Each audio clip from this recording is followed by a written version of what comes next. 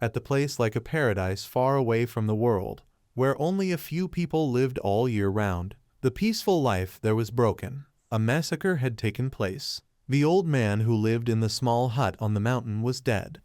It was not until his grandson came back from picking herbs on the mountain that he discovered his grandfather had died.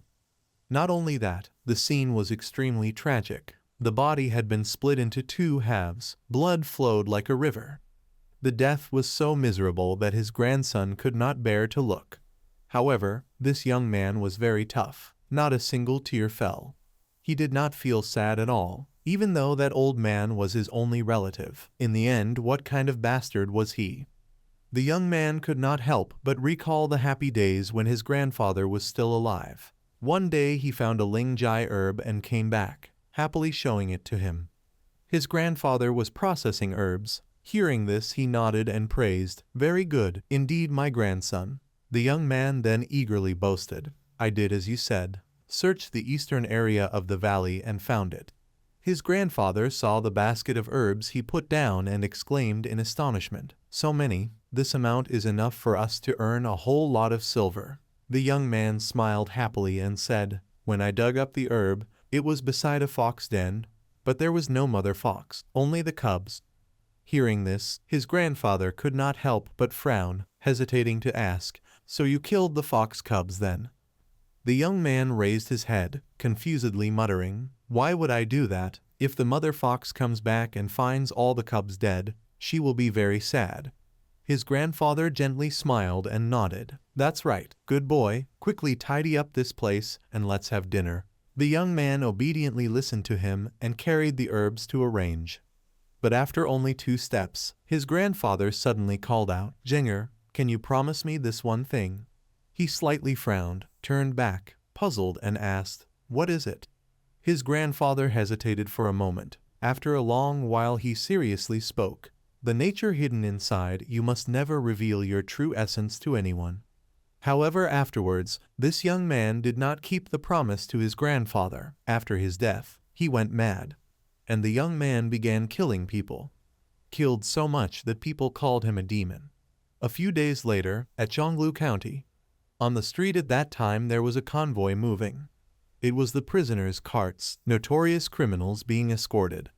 The surrounding people crowded to watch. Their mouths kept cursing at the criminals, calling them scum. At this moment, in a small tavern nearby, a man wearing a hat that covered half his face was sitting drinking tea. He murmured suspiciously, "Who is that person? Why is he locked in a cage all alone like that?" The one he spoke of was Jenger, the young man who lived with his grandfather on the mountain. Because of committing murder, he was being escorted to prison.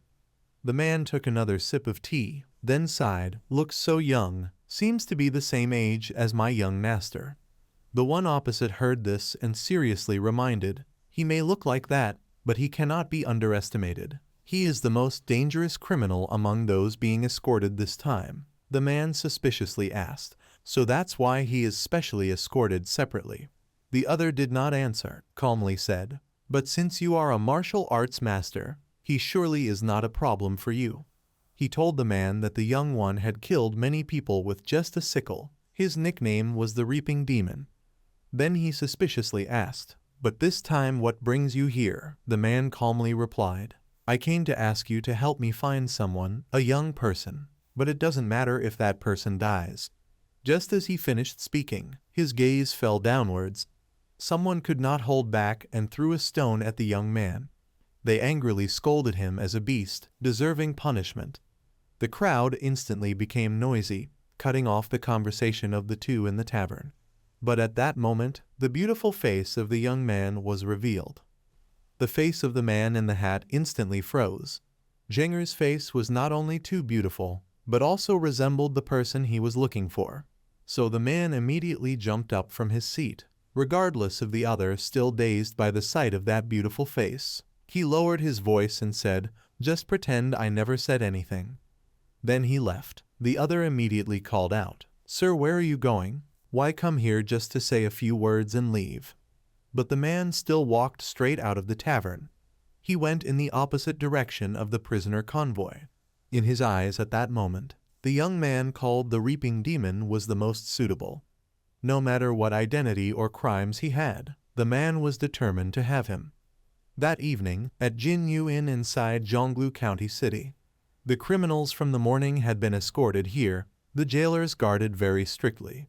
Zhenger was still specially imprisoned alone because of his nickname, the Reaping Demon. His hands were cuffed, but his face was very calm. Zhenger was thinking of that day, the name he had encountered. Although only briefly, Zhenger could still see his face, his eyes extremely vicious. One side of his face had a long scar. That man grabbed Zhenger's neck, snorted coldly. I wondered who dared ruin my good deed, but I never thought it would be a snot-nosed brat like you. To Zhenger, that man was a monster. Finally, he had found his grandfather's enemy, but that person was clearly different from the others. Zhenger was struck down immediately without a chance to resist. Even if he resisted, the result would be the same. No matter how hard he tried, Zhenger could not think of a way to kill him.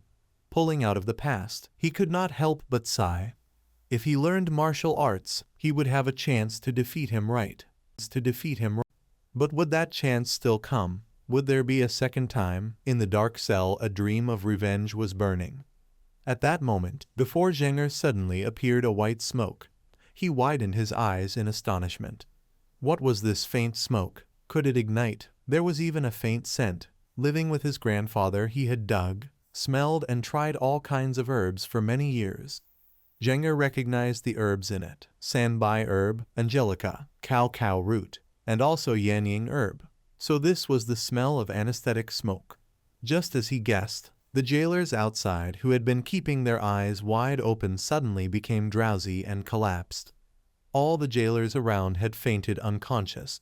Zhenger, though knowing it was anesthetic, still did not cover his nose, calmly letting himself inhale it. Before long, his eyes had closed tightly.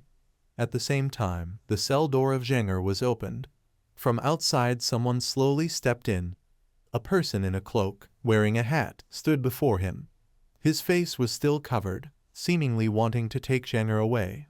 The man quickly bent down to remove the shackles from the boy's legs. But at that moment, he noticed something. Zhenger had already woken up. The man exclaimed in horror, "You are still awake?" But Zhenger did not answer, immediately stood up and shoved him away. Then he ran straight outside. Although Zhenger did not know what was happening, this was his chance. He was too familiar with the smell of this anesthetic smoke. Unfortunately, before he could run far, Zhenger's body suddenly stiffened.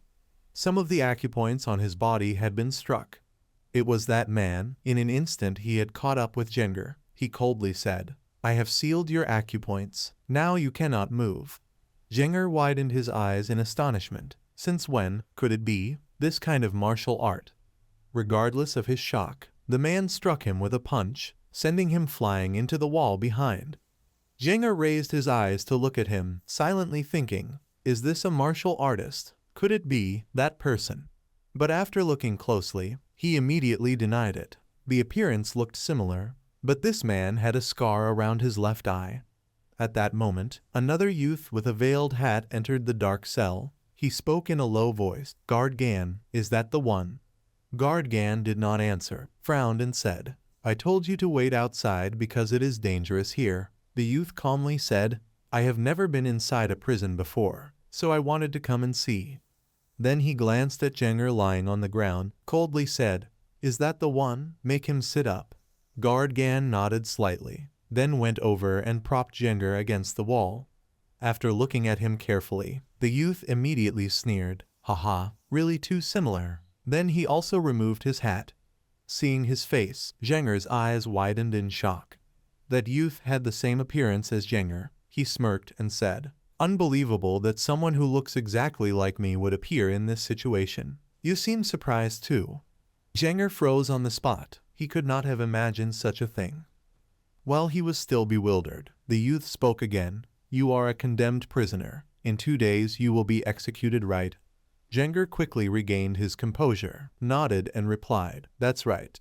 The youth could not help but click his tongue. Fate is truly ironic. Born with the same face, but one becomes a young master, the other a condemned prisoner awaiting execution.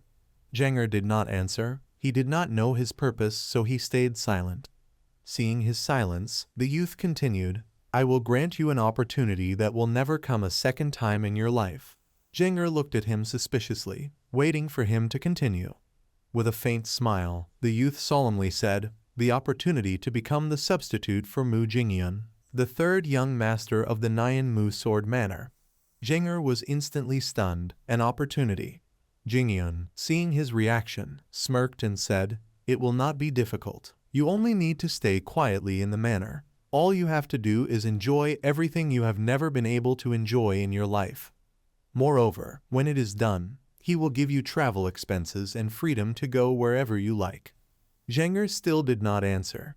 Guard Gan brought out a black pill and handed it to him, coldly said, if you are considering, then eat this. Jinger did not take it, raised his brows and asked, poison? Guard Gan snorted coldly. Do you really think I would completely trust you, a condemned prisoner? If you complete your role safely, I will give you the antidote. Do you dare to try? Jinger did not answer. He stared at the poisonous pill and fell into deep thought. The second chance had come to him, but this was poison. After a long silence, Jinger finally opened his mouth for Guard Gan to feed him the pill. Seeing this, Jingyun smirked coldly. His plan was half successful for now. Jinger did not care. This was his chance to take revenge on that man. Thinking so, he immediately spoke. So young master will give me that chance now. With a light laugh, Jingyun proudly said, truly a wise choice, Guard Gan. Now unseal his acupoints and remove his shackles. Yes, sir. Guard Gan immediately nodded to obey. He then released Jenger's acupoints and removed his shackles. Jinger finally regained his freedom. He let out a sigh of relief. Guard Gan then spoke, I will lead the way, please follow behind. Jingyun nodded slightly, then glanced at Jinger and ordered, hey, you go ahead. So Guard Gan walked in front without paying attention to what was behind. By the time he turned back to remind them carefully, he saw Jingyun's neck already twisted by Jinger, who was smiling wickedly at him. Guard Gan's face instantly darkened. But it was too late. Jingyun was dead, killed by Jinger. Jinger raised his brows, smirked and said, what, surprised? What's wrong, Guard Gan? The imposter is dead already. Then he laughed evilly, no different from a demon. No different from... Right before the demon slayer was captured, in a building in Zhongguang County, a massacre was taking place. A pair of demonic hands was reaping human heads with just a single sickle. The owner of those hands was none other than the young man Qin Nhi. After the death of his grandfather, he had become so mad, in order to avenge his grandfather, he killed everyone who seemed to be related. The feeling Qin Nhi had when killing dozens of people was nothing but very exciting. His grandfather had once said, the hidden nature inside must be concealed. But at this moment, he had revealed his insane and bloodthirsty nature through the sickle in his hand.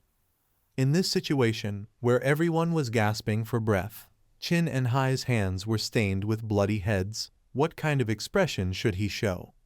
Qin Nhi wondered whether he should laugh or not. Wasn't this his true nature that his grandfather had talked about?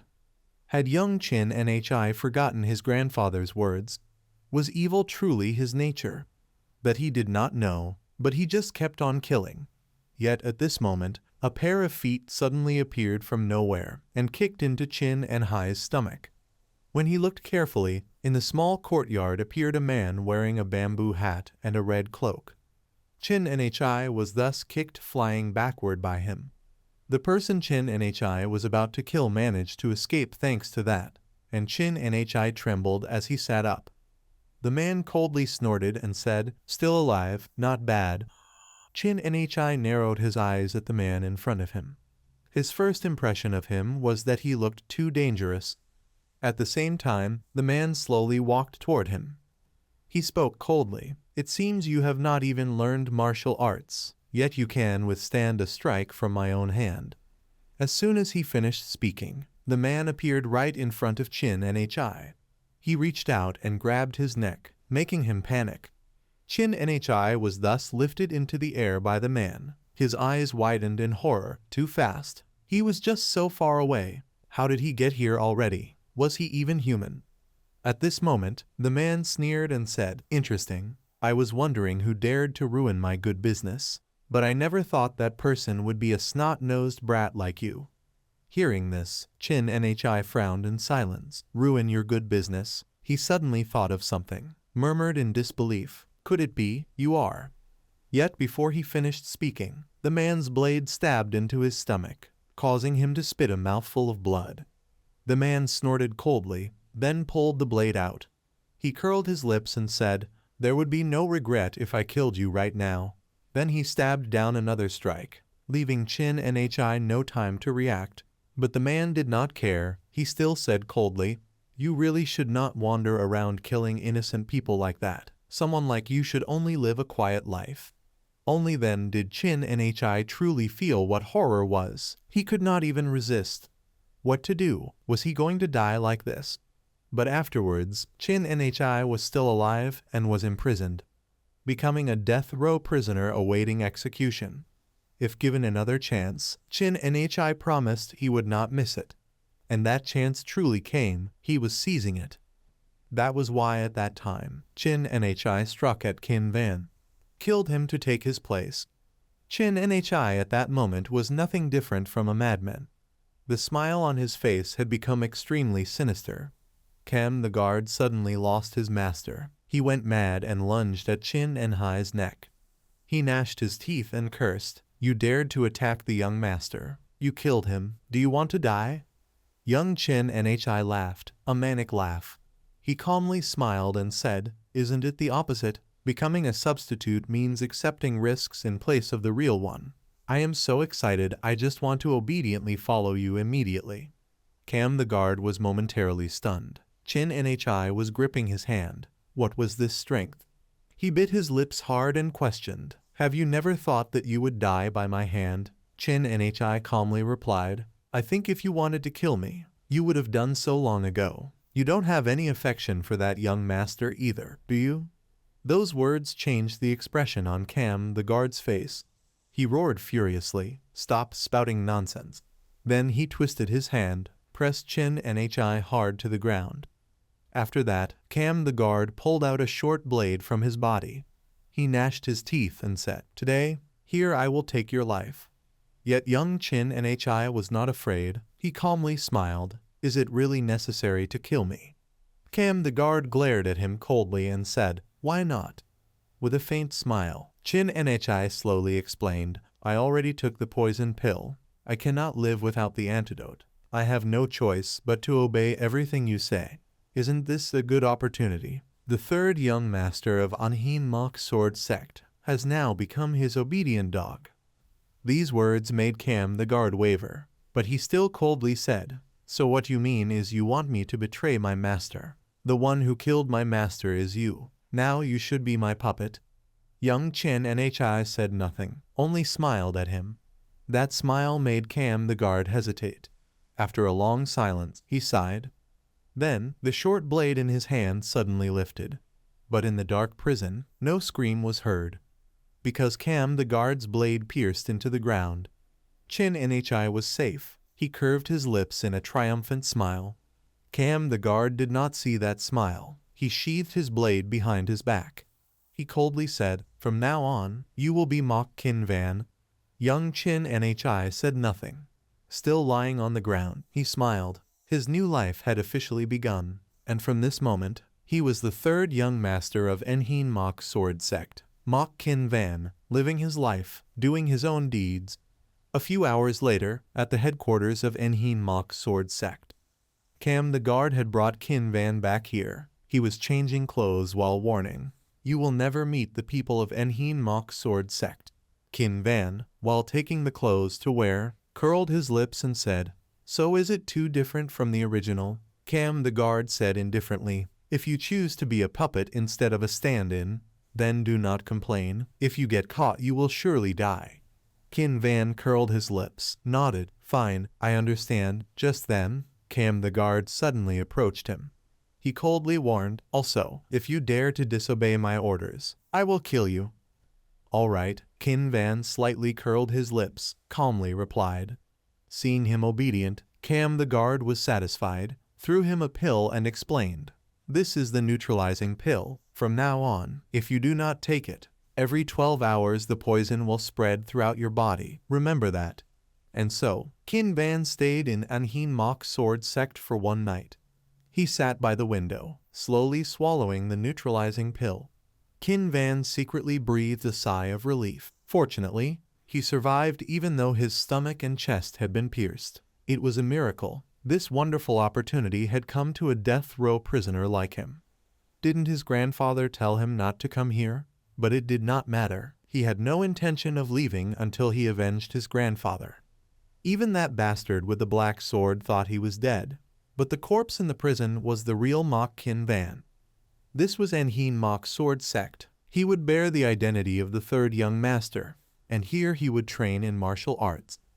Qin Van must find out who the beast was that struck his grandfather, and he must make him ruined and crippled, just like how he had done to his grandfather. The sun was rising higher and higher, its light already covering Anhin Mock Sword Sect.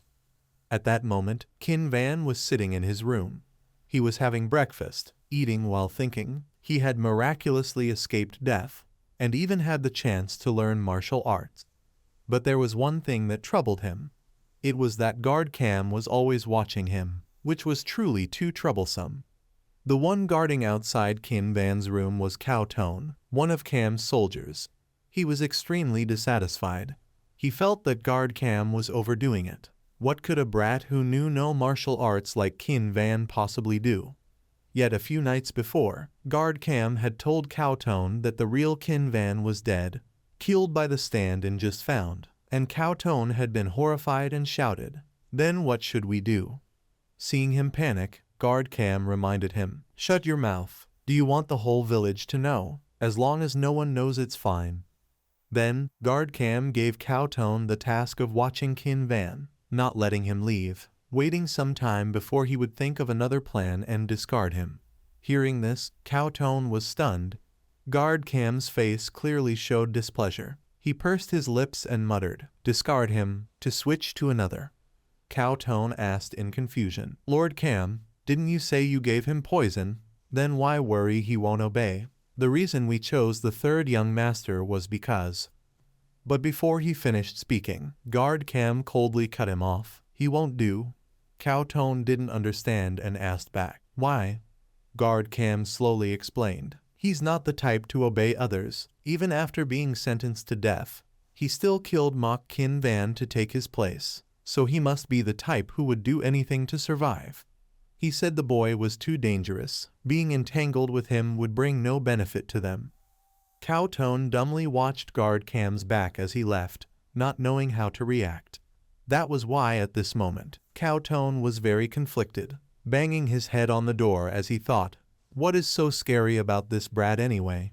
Qin Van had already been poisoned, and he had no martial arts, but he could not disobey his superior's orders.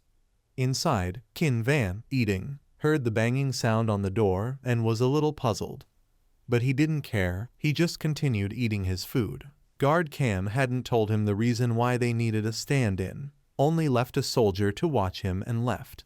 Having been here for a short time, Qin Van had learned a bit about this place. It wasn't so dangerous that they needed someone to die in his stead.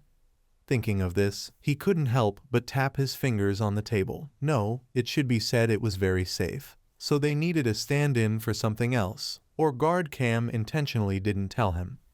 After a long silence, Qin Van suddenly curled his lips into a faint smile.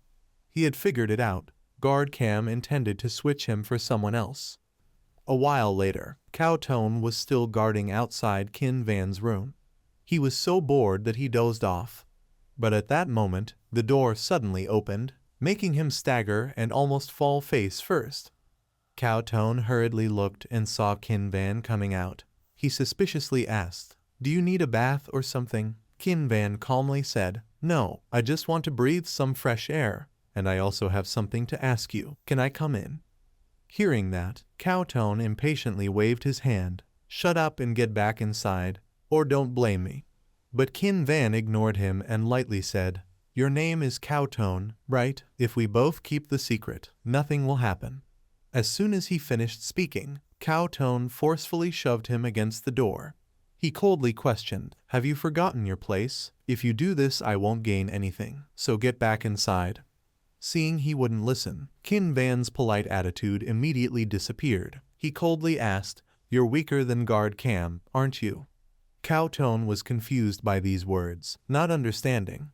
By the time he realized, he was already lifted high up by Qin Van, then slammed to the ground, his hands twisted back. Not only that, Qin Van struck several acupoints on Cowtone's body. Cowtone's face instantly darkened. He hadn't expected this to happen. At the same time, Qin Van was a little puzzled to see Cowtone could still move slightly. He murmured in doubt, while pressing points on his back, "You can still move. Did I do it wrong? I copied Guard Cam, but it doesn't seem easy at all."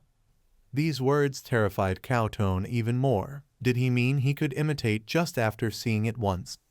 Only now did he realize Guard Cam's words. Qin Van truly was too dangerous. Thinking so, Cowtone fiercely asked, "Did you forget you were poisoned?" He warned him not to forget. If he didn't regularly take the antidote, he would die in extreme pain, bleeding from all 7 orifices. But before he finished, Qin Van covered his mouth. Then, he raised a finger to his lips and bit it. Fresh blood began to flow. He curled his lips and said with a smirk, "Oh right, my blood is poisonous, I forgot." As soon as he finished speaking, Qin Van dropped a drop of blood into Cowtone's mouth. This made Cowtone panic, clutching his throat and retching. He had to use his inner force immediately to force the poison out. Watching from the side, Qin Van sneered. He kicked him once and coldly said, "I have tried hundreds of poisons since I was young to test herbs for my grandfather. Just by smelling or tasting herbs I could tell their names, so most poisons have no effect on me." Saying this, Qin Van again revealed a sinister smile. "So I don't need an antidote." His smile made Cowtone tremble uncontrollably. But Qin Van didn't care. He raised his brows and smiled. "I want to ask you a question, all right? Because only I can detoxify the poison in my blood. You will definitely need my help."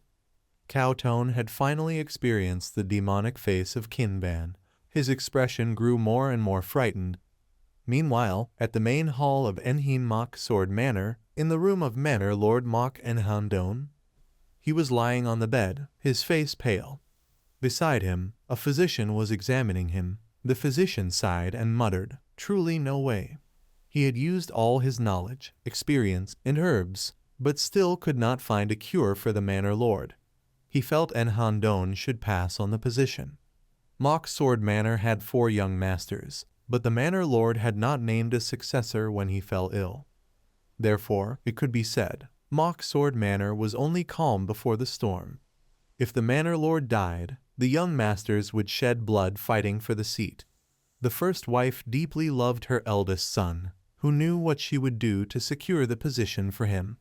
At that moment, a gaudily made-up woman walked in from outside. She was Lady Thatch, the first wife of the Manor Lord. She curled her lips and asked, "How is the Lord?" The physician hurriedly bowed in greeting. "My lady," Lady Thatch impatiently asked back, "I asked how he is." The physician hesitated for a moment. After a long while, he apologetically said, "Forgive me, my knowledge is too limited to find a treatment. This is a strange illness." Hearing this, Lady Thatch sneered and said, "As expected, everyone calls it a strange illness that ordinary medicine cannot cure. So the only way is to use sorcery." Hearing her intention, the physician was horrified and tried to dissuade. "My lady, using sorcery is a mistake. How could you use such a method?" But before he finished, he received Lady Thatch's sharp gaze. She coldly said, "Then should I just stand here and watch my husband die?" The physician hurriedly shook his head. "No." Lady Thatch impatiently waved her hand. "I don't want to hear it. I will call a sorcerer to treat him. You may leave." The physician, though unwilling, was still taken away by her people. Lady Thatch stood beside her husband's sickbed, smiling smugly. "We will call a sorcerer to treat the Manor Lord, so no one is allowed in here anymore, not even a ghost." Saying this, her eyes gleamed with cunning, clearly with ill intent. Meanwhile, in Qin Van's room, Cowtone had told him the current situation of Enheen Mock's sword manor. After hearing it, Qin Van nodded in understanding. I see. All right, now let's go. Cowtone suspiciously asked, Go where? Qin Van looked outside. He curled his lips and said with a smile, To the manor lord. To the manor lord. After that, Qin Van and Cowtone quickly stepped out of the small courtyard. As Qin Van walked, he spoke. So what you mean is that at the beginning Mock Qin Van and Guard Cam wanted me to be a substitute, because the eldest young master, Mock An Hao, had already begun to act and wanted to kill the other young masters. Cowtone slightly nodded to admit. Yes, Qin Van received the answer, but said nothing, focused on the drawing in his hand. This was not a bad plan. The eldest young master Mock An Hao had a birthmark on his left cheek and was obsessed with it, to the point that he only left his room once every 2 days. Among the four, he was the most useless, greedy, and cruel. The second person was the second young master, Mock and Bin. He had sharp eyes just like his mother, intelligent and cunning. He knew what needed to be done to succeed the master of the manor.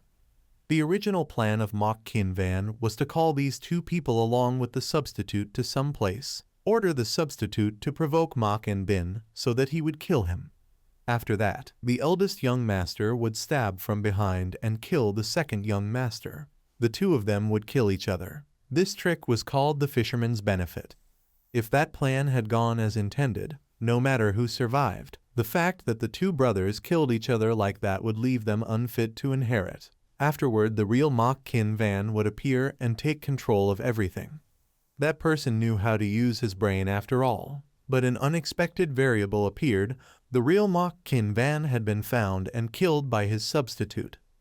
Cowtone, walking behind, at this time suspiciously asked, But young master, why are you going to the master of the manor? Qin Van calmly replied, After I heard you tell me, I realized the life or death of the manor master is also connected to my life, so I came. Cowtone became more and more frightened, mumbling, But if Guard Cam sees you going out like this then? Yet before he finished speaking, Qin Van coldly snorted, You will keep the secret, right? Thank you, Cowtone. On another side, in the room of the manor master, Madam Thatch was already waiting there. Not long after, from afar someone came. It was an old Taoist priest. He blandly asked, So now I can go in and see the illness of the manor master, right? This person was a practitioner named Mo then. Madam Thatch narrowed her eyes at him, indifferently said, I heard that practitioner Mo is very miraculous, so I will trust you once. Mo then casually nodded and said, Thank you. The strange illness, the longer it drags on the worse it gets, so please have the people of the manor leave to avoid risk. Madam Thatch slightly frowned and said, I already sent everyone away. Only guards remain at the entrances. Mo then looked up at her, hesitated for a while before speaking softly. You also need to leave, madam. Madam Thatch was briefly stunned, after a while then left. But when passing by Mo then, she whispered, You haven't forgotten what I told you, right? Mo then confidently replied, Of course, the secret manual and the seal of the manor master. Madam Thatch smiled with satisfaction, happily said, If you find them, I will reward you with 300 silver coins. Mo then said nothing more, just casually replied, Thank you. Madam Thatch also said no more, looked at the guards and ordered, Now all of you leave until further orders. Immediately after, she quickly left. Honestly, she did not really believe in the dark things like the spells of a practitioner. At that moment, Madam Thatch walked past the training ground, where a young man was practicing. Her eyes when looking at that young man were extremely vicious and dissatisfied. This person was the 4th young master, Mock Huthin, the child of a lowly prostitute. Madam Thatch's eyes were filled with disdain. She could tolerate the manor master amusing himself with a prostitute, but the thought of passing the inheritance to such a lowly bloodline was unforgivable. Thinking that, Madam Thatch turned and left. At seemingly the same time, Qin Van and Cowtone also arrived. Seeing Huthin, Qin Van suspiciously asked, Is someone here? Cowtone glanced over, after a while explained, That is the 4th young master. It seems he is training martial arts. Qin Van heard and nodded in understanding. So it is Mock Huthin. He is knowledgeable in martial arts and always diligent, with a personality similar to the manor master, so he received the most attention. Thinking for a while, Qin Van suddenly asked, "Is that a way to practice martial arts?" Cao Tone immediately mimicked the movement, then explained to him, "He is using horse stance to strengthen the lower body, because most martial arts techniques come from the lower body." "I understand." Qin Van slightly nodded in comprehension, seemingly pondering something. After a long silence, he suddenly asked, "Cao Tone, if I learn martial arts, could I kill Guard Cam?" Cao Tone was stunned, not knowing how to answer. Receiving no answer, Qin Van glanced at him, asked in a deep voice again, "Did you not hear me ask? I asked if after learning martial arts, could I kill Guard Cam? I killed." The expression on Cao Tone's face instantly stiffened. Why suddenly ask that? Could it be he realized he was about to be discarded? He knew this young man was smart, but truly too extraordinary. After a long pause, Cao Tone swallowed and spoke. "Young master, the foundation of martial arts lies in cultivation." Qin Van frowned suspiciously. "Cultivation?" Cao Tone nodded slightly to explain, "Yes, cultivating internal energy through breathing. In other words, letting the natural Qi flow through the body via the method of inhalation and exhalation, meaning accumulating internal energy. When internal energy is accumulated, you will become stronger. However, internal energy is not something that can be formed overnight. Even if Qin Van learned martial arts, it would still be difficult to defeat a master like Guard Cam, because he had trained internal energy for 30 years. Hearing this, Qin Van furrowed his brows in thought, finally spoke. "So in a short time, it is hard to defeat him." Outwardly, Cao Tone nodded in agreement, but inside secretly looked down on him. Even if you trained for a lifetime, he was certain you could not. There was a special critical stage in cultivation. If from age 5 to 9 one did not train internal energy, then Qi would be lacking, and no matter what Qin Van did he could hardly accumulate internal energy. At the same time, Qin Van was also thinking about what Cao Tone just said, meaning he would never be able to accumulate internal energy. Seeing Qin Van's expression, Cao Tone became more smug. Even if you did it, it would only be superficial. At that moment, Qin Van suddenly turned to face Cao Tone. He reached out and touched his eyelid. His mouth smiled, but his words were vicious. "Your eyes look so sly. I really want to gouge them out," making Cao Tone's face pale bloodless. Seeing that, Qin Van chuckled lightly, in a deep voice said, "Guard Cao Tone, be my man." Cao Tone feared he would actually gouge his eyes out, so could only bow his head. "Yes." Qin Van, satisfied, turned and continued walking, still thinking inside. "So killing Guard Cam is impossible. Guard Cam does not trust me, so it is very difficult to pull him to my side." At that moment, Cao Tone suggested, "But better we should go?" Qin Van suspiciously asked, "Why?" Cao Tone lowered his voice. "The fourth young master does not like the third young master very much. It seems there is an old matter." Qin Van asked again, "Something happened?" Nodding lightly, Cao Tone slowly explained, 2 years ago, the real mock young master called the mother of the fourth young master a whore. From then he held deep hatred." Hearing this, Qin Van could not help but smile. "Haha, the fourth young master is truly kind. That real one still has all his limbs intact, right?" Cao Tone confusedly asked. "What?" Qin Van gave no answer, calmly suggested, "Anyway, we should go. Staying here longer, we will have trouble." Hearing that, Cao Tone quickly followed. The training ground was finally left with only Huthin. At the same time, in the room of the manor master. The room was somewhat dim, only a few flickering lamps lit. Around were hung red strings with coins. Mo then stood beside the sikud of the manor master. On Enhandon's chest at that moment appeared several strange black veins. Mo then frowned at the sight. These signs were caused by killing Qi. Killing Qi would gradually eat away the body. The fact that he remained intact truly showed he was a martial man. But it had dragged on too long, so the chance of Enhandon's survival was only about 50%. Mo then quickly laid out his tools. He only needed to do his work, not concern himself with the survival of the manor master. Thinking that, he immediately picked up a brush. In front was a blank talisman. Mo then began writing on it, his mouth continuously chanting incantations. Heavenly Emperor translates chapter. Bowing worship heaven's power. Commanding evil ghosts of direction. Why not vanish? Flying immortal absorbs once. 10,000 ghosts submit and hide. In the blink of an eye, the talisman flew forward. It stopped at the position where the killing Kai gathered on the Manor Master's body. When the talisman touched the killing Kai, a golden light burst forth in the air. Mo then began forming hand seals. His mouth again recited an incantation. Heart illness, little saint mysterious pill protects spirit manifests transformation within. Golden armor sweeps rare encounter. Restraining brain water earth cave iron family sweeps. Mo then's hands clasped before his chest trembled slightly. The killing Kai in the Manor Master's body at this moment continuously escaped. Mo then fiercely bit his lip. The killing Kai was too strong. He increased the incantation, respectfully requesting manifestation of protection circle hand, teaching reappointment. Evil devils forbidden. As soon as his words ended, the Manor Master on the bed suddenly screamed. At that moment, outside suddenly came noise, startling Mo then. He frowned, silent. Someone was entering. Madam, no, if interrupted halfway then. While Mo then was distracted, the killing Kai in the Manor Master's body erupted violently, causing his body to be thrown out. At the same time, Qin Van and Cowtone also entered. Seeing the scene inside, Cowtone was shocked and cried out, "Huh, Manor Master." Hearing those 3 words Manor Master, Qin Van immediately recognized who the person lying on the bed was. He clasped his fists and said, "I pay respects to Father."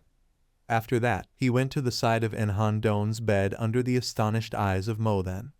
Qin Van narrowed his eyes at the man lying on the bed, raised his brows and smiled. "I came to see you, Father."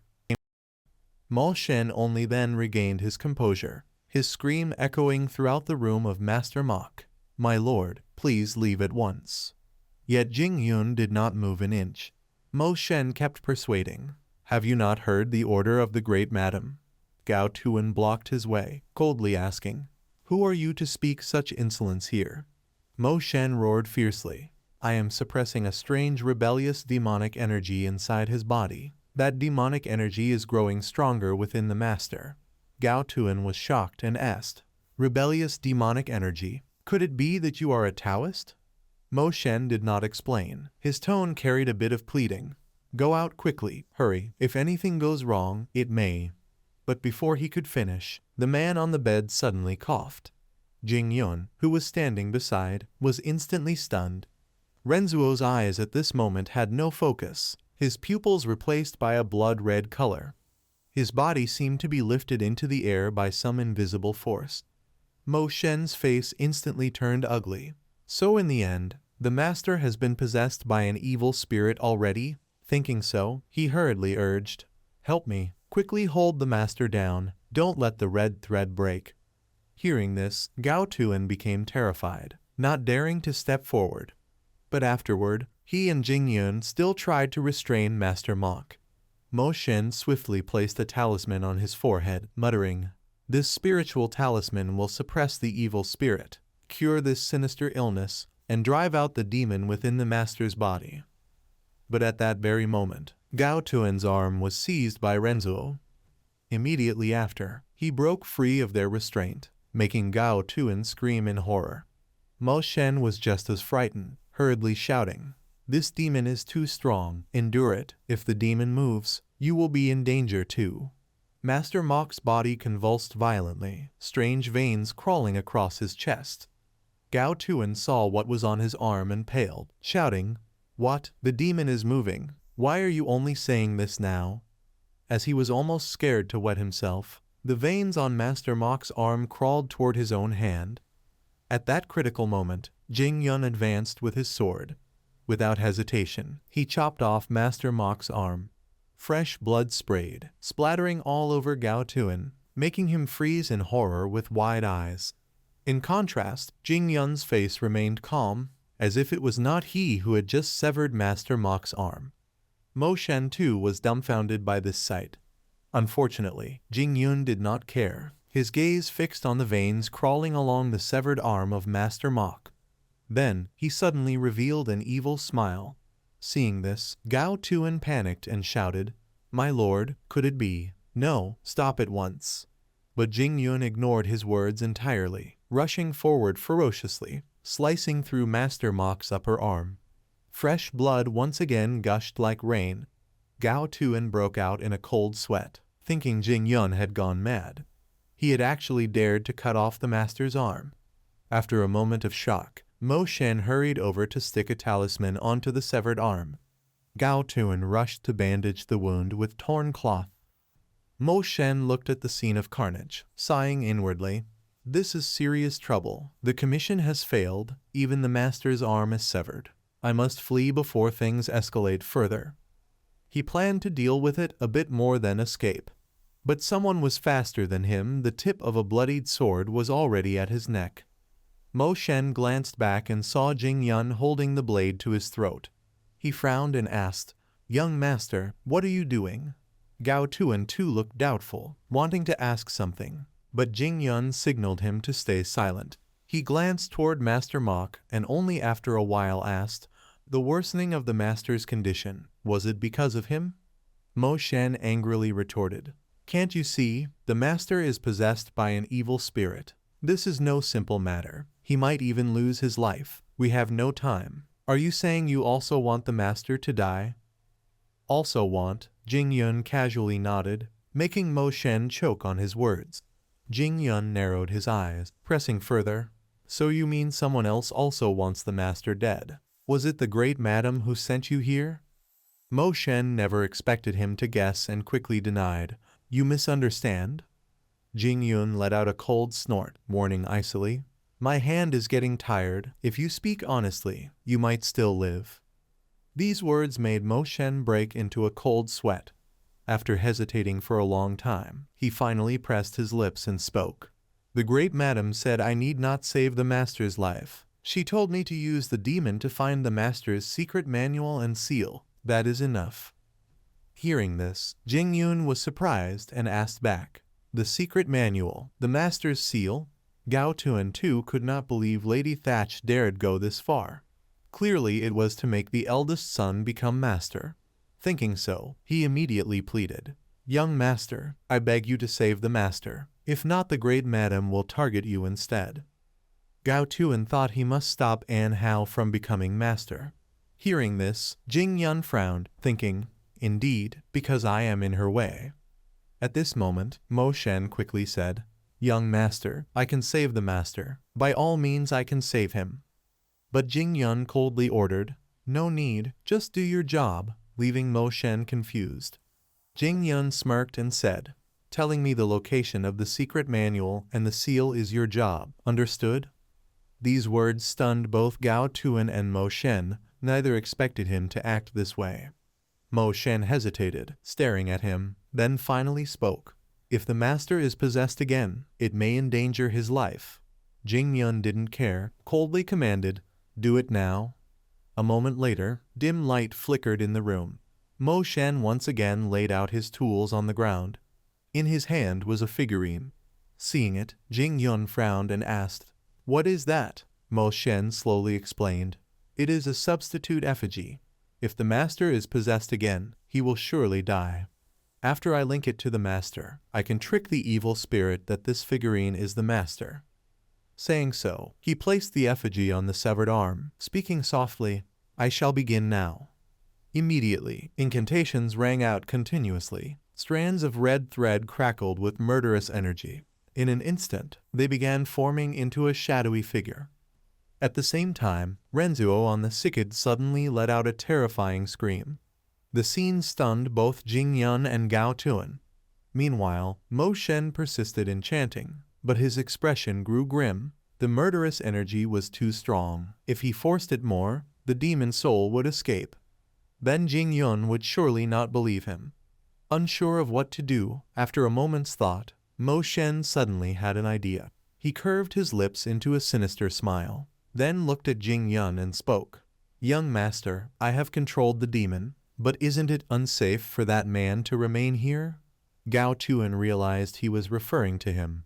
Thinking again, indeed he should not stay, so he said, "I will step outside for a while." Then he left, leaving only Mo Shen, Jing Yun, and the barely breathing Master Mok in the room. At this moment, Mo Shen formed seals with his hands, chanting incessantly, "QLA transformation, heaven and earth transform and obey. With the dead it goes, the body travels through 6 and 7, all spirits and demons obey my will, urgently, by law and command." Instantly, a sinister voice rose from Master Mok's body. "Who is calling me?" Mo Shen was overjoyed. "Good," then once more chanted, "Urgently, by law and command, spirit, answer me." That voice rang again. "What do you wish to ask?" Mo Shen pressed. "Urgently, by law and command, where are the Master's seal and secret manual?" The evil voice from Master Mok's body replied, "Beneath the medicine hall, past the stone gate." Hearing this, Jing Yun froze, silently remembering the location mentioned. Meanwhile, a sly glint flashed in Mo Shen's eyes. At that moment, energy suddenly burst from the effigy, and in an instant it exploded. Mo Shen hurriedly shouted, "Young master, cut the threads!" Jing Yun, suddenly called upon, was puzzled. Mo Shen quickly explained, "The demon is trying to devour the master's body. Hurry!" Hearing that, Jing Yun rushed to cut the red threads with a blade. But at the same time, a hand clutched at his feet. By the time Jing Yun realized, it was too late. It slowly crawled up his body. Jing Yun looked in horror at Mo Shen, only to see him grinning wickedly at him. In an instant, countless hands had enveloped Jing Yun's entire body. After that, Mo Shen placed a talisman right in the middle of Jing Yun's forehead. From the very beginning, it had already been an extremely terrifying monster full of murderous intent, and its breaking out of the seal was only a matter of time. Thinking of this, he lowered his head to tidy up the scene, but luckily, it had entered Jing Yun instead, which really wasn't such a bad thing.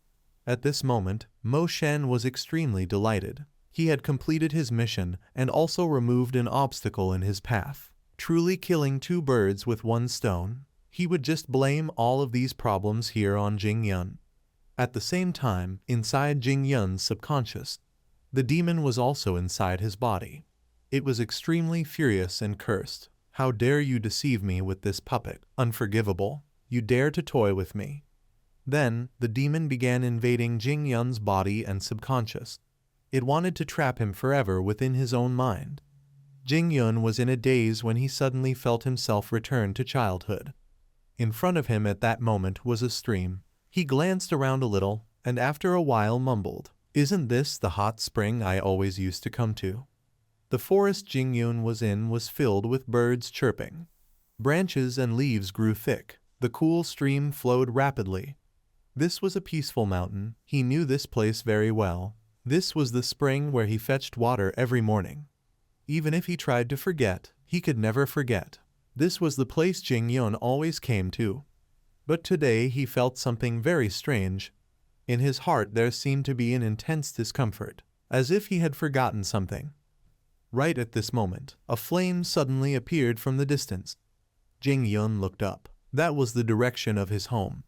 At once he dropped the bucket of water he had just drawn, then frantically ran toward his house. Jing Yun only hoped that his grandfather was unharmed. He carried that hope as he ran. But when he arrived, smoke and fire had already engulfed Jing Yun's small house. Moreover, the sight before him shocked him deeply. Jing Yun's grandfather lay on the ground, his body only half remaining. He hurriedly ran over to check. Jing Yun lifted part of his grandfather's body, shouting loudly without stopping, "Wake up, Grandpa!" Yet on his face there was not a single tear. He gritted his teeth and muttered, "Impossible, it can't be like this, who dared?" But no one responded to Jing Yun's words. Only now did he realize how much his grandfather's presence meant to him. Truly, his grandfather was really important to Jing Yun, but he was dead. At the same time, without him noticing, behind his back appeared a surge of black aura. It was that demon. It had entered Jing Yun's subconscious. It coldly sneered, "Very well, that is your wish." As soon as it finished speaking, it waved its hand. Threads of murderous energy began seeping into Jing Yun's body. At that moment, a familiar voice entered his ears. "Hey, why are you sitting there?" Jing Yun froze, eyes wide in horror. When he looked toward the source of the voice, he saw his grandfather still there. He was still smiling happily. "Come help me quickly. What are you standing around looking for?" Confusion appeared on Jing Yun's face. He mumbled in bewilderment, "Grandpa, what happened?" But very quickly, both his eyes were engulfed by black aura. Jing Yun threw himself forward and hugged his grandfather tightly, startling him. His grandfather exclaimed in confusion, "What's with this boy suddenly? I'll fall." Jing Yun clung tightly to his grandfather's body, silently vowing in his heart he would never lose him again, because his grandfather was the only reason he was still alive when he should have died. Seeing Jing Yun like this, his grandfather also reached out and patted his head, sighing, "This boy, so strange today." The demon still stood to the side watching this scene. It cackled and said, "Very well, that's it. A precious past, lost memories and family affection, eternal happiness." At this moment, Jing Yun suddenly asked, "Grandpa, I have something I want to ask." His grandfather looked at him puzzled. "What is it?" Jing Yun lowered his voice and asked back, "Why did you name me Zheng?" The demon was now laughing madly. "Then stay with your grandfather forever. Never lose that precious thing again." Yet Jing Yun's eyes suddenly shifted toward the demon, making it flinch in alarm. What is it?" Jing Yun said nothing, rushing to grab its mouth. He coldly sneered. "Thanks to you, I remembered such a painful memory." The demon mumbled in confusion, "Impossible. How can you see me?" Jing Yun tightened his grip on the demon's face, his voice sinister. "Truly outrageous, daring to play with my dead grandfather. But perhaps you and I have misunderstood something." The demon still stared at him, not understanding what he meant. Jing Yun ground his teeth and muttered, "Greatest wish, happiness. If so, then you have to show it the right way. My wish is not to resurrect my grandfather, but I want those who harmed him to live worse than death." The demon was now terrified, panicking. Something is surging. Deep within Jing Yun's soul was a hatred full of murderous intent, not just ordinary killing intent. Pure malice that even vengeful spirits would not dare provoke. This feeling should not exist in someone still alive like Jing Yun. However, the demon also realized something was restraining his intent to kill. What was it? At that moment, his grandfather's voice suddenly rang out from behind. "Zhenger, you asked why I named you Zheng." He said Jing Yun was a special child, different from others. However, he wanted him to grow up to be a good and upright person. That's why he named him Zheng. Just as the name implies, his grandfather hoped Jing Yun would do the right thing and not lose his way, and with that, his body dissipated. At the same time, Jing Yun's hand released the demon's face. Taking this chance, it immediately fled. It felt Jing Yun was truly mad. It had to go deeper into his inner being. And so, the demon entered Jing Yun's consciousness. It saw the image of him wielding a scythe to kill. At this moment, the demon let out a breath of relief. "Thank goodness, I have entered his body. I must quickly control his mind." But the place it stood now felt wrong. A vast prairie, where hundreds of flowers bloomed, along with a gate of the soul. The demon furrowed its brow, muttering, "This is what lies hidden deep in this one's mind." It also discovered a door sealed with a talisman. The demon guessed that perhaps Jing Yun's memories were sealed as well. But it quickly dismissed this. It had to open the door and invade inside. It only needed to take over. But at that moment, the sky over the prairie suddenly darkened, startling the demon. Its legs were bound by something, making the demon cry out in fear, "What is this? He can control me? No, stop it." It struggled madly to break free, but it was impossible. If this continued, Jing Yun would kill it.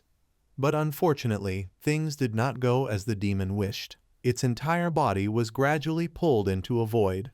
It was completely devoured, and the one who did it was none other than Jing Yun. At the same time, in the real world, Jing Yun awoke from the trance. The murderous aura around his body was now overwhelmingly dense.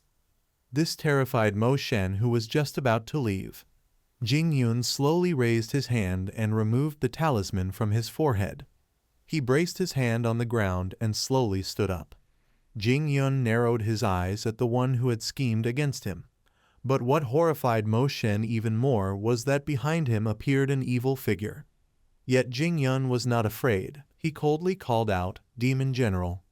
The gigantic monster immediately lowered its head, as if awaiting his command. On the other side, in another place of the NERNM letter 189C Sword Manor, a lonely figure was sitting on the steps. This person was the inner hall master of NERNM letter 189C Sword Manor, Chuong Dan Th letter 187N. He was wondering whether the upcoming matters would be fine or not. The manor master M letter 189C NH letter 1EABN Doen, when he was young, was a talented knight-errant. All of his deeds brought honor to NERNM letter 189C Sword Manor.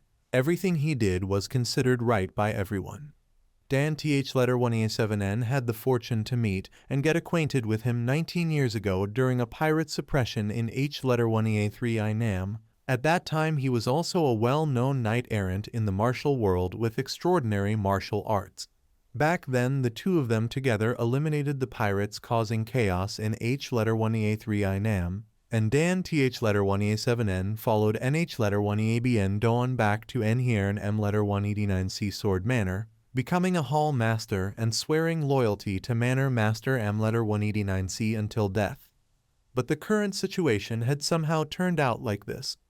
Madam Th letter 1EA1CH previously came to Dan Th letter 1EA7N and said, "Inner Hall Master Truong, do you think handing over the authority of the Sword Manor to that youngster is the right thing to do?" She said for the future of NERNM letter 189C Sword Manor, Dan Th letter 1EA7N should temporarily hide away. Wait until M letter 189 Th letter 1EA7N found the location where the secret manual and the seal of the Sword Manor were hidden. Recalling this matter, Dan Th letter 1EA7N's face showed guilt. He had silently followed that suggestion out of loyalty to the manor master. But deep inside he still felt uneasy. After pondering for a long while, Dan Th letter 1EA7N stood up from the steps, angrily exclaimed, "Damn it, I cannot sit and wait like this anymore." Waiting like this did not suit his character. He needed to act to prevent them from harming the manor master. On the other side, in the room of the manor master M letter 189C, M letter 189 Th letter 1EA7N's expression was extremely ugly at this moment. This demon for some reason was emitting such terrifying power. The demon general in front of him was already a high-level demon. While he was panicking, Qin Van coldly ordered, "Demon General, kill this sorcerer for me." The demon general without hesitation charged forward. M letter 189 Th letter 1EA7N became even more frightened. His face grew uglier. He hastily used his inner strength to resist the demon general's attacks. M letter 189 Th letter 1EA7N could not understand. How could Qin Van command this demon to attack him? This was impossible. This demonic spirit was a primordial soul. They only did as they pleased. How could they obey a human's command? This demon's evil nature was too heavy. No one could control them. But reality was too different. The demon general was indeed attacking M letter 189 Th letter 1EA7N under Qin Van's order. In just an instant, he had been struck away by the demon general. M letter 189 Th letter 1EA7N stared at the demon general radiating heavy demonic aura in front of him, trembling voice begging, "No, please don't." Yet the demon general simply did not listen, ferociously rushing forward, making M letter 189 Th letter 1EA7N break out in cold sweat. He hurriedly pleaded, "Don't come near me. No, please spare my life, young master. Please, spare me this life." But without Qin Van's order to stop, the demon general still continued attacking. M letter 189 Th letter 1EA7N had no other choice. He had to resist the demon general's assaults himself. The demon general used his 3 heads and 6 arms to seize M letter 189 Th letter 1EA7N's 4 limbs, then pressed him down to the ground. M letter 189 Th letter 1EA7N felt death approaching, panicked begging, "Please spare my life, young master. Later, whatever you command, I will obey." "Forget it," Qin Van coldly rejected. But M letter 189 Th letter 1EA7N still did not give up. Young master wants to kill me just because I deceived you, then please young master. But before he could finish speaking, King Van coldly cut him off. Not really. Then he squatted in front of him, casually smiled and said, simply because you already know about the seal and that martial arts manual. In this world, knowing too many things is not a good thing, right? Hearing this, M letter 189 th letter 1a7n finally realized that Qin Van had intended to kill him from the beginning. But realizing it was too late, he had been devoured by the demon general. After it was done, Qin Van then leaned his head out the door, calling Cao To letter 1a3n, come in. Cao To letter 1a3n startled asked, yes, it's finished already. But when he entered the door, seeing the scene inside immediately made him horrified and retreat. M letter 189 th letter 1a7n at this time was already ruined, lying on the ground. Cao To letter 1a3n suspiciously asked, the sorcerer, he is dead already. Indifferently nodding, Qin Van ordered again, move this corpse out of the manor master's room. Don't leave it here, whatever to say later. Cao To letter 1a3n immediately accepted the order. At this time, Qin Van picked up the sword and said, the fact that this sorcerer died here happened like this. Then he began madly slashing the furniture around, making the room chaotic. While destroying, he spoke. He was possessed by the evil spirit on the manor master. Because his magical power was insufficient, he went insane. At that time I tried to stop, but could not in time. In the end I had to finish him.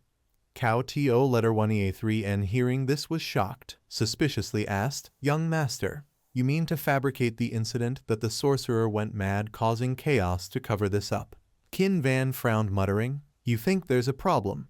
What he said sounded reasonable, but the great madam was suspicious by nature. She would definitely investigate this to the end.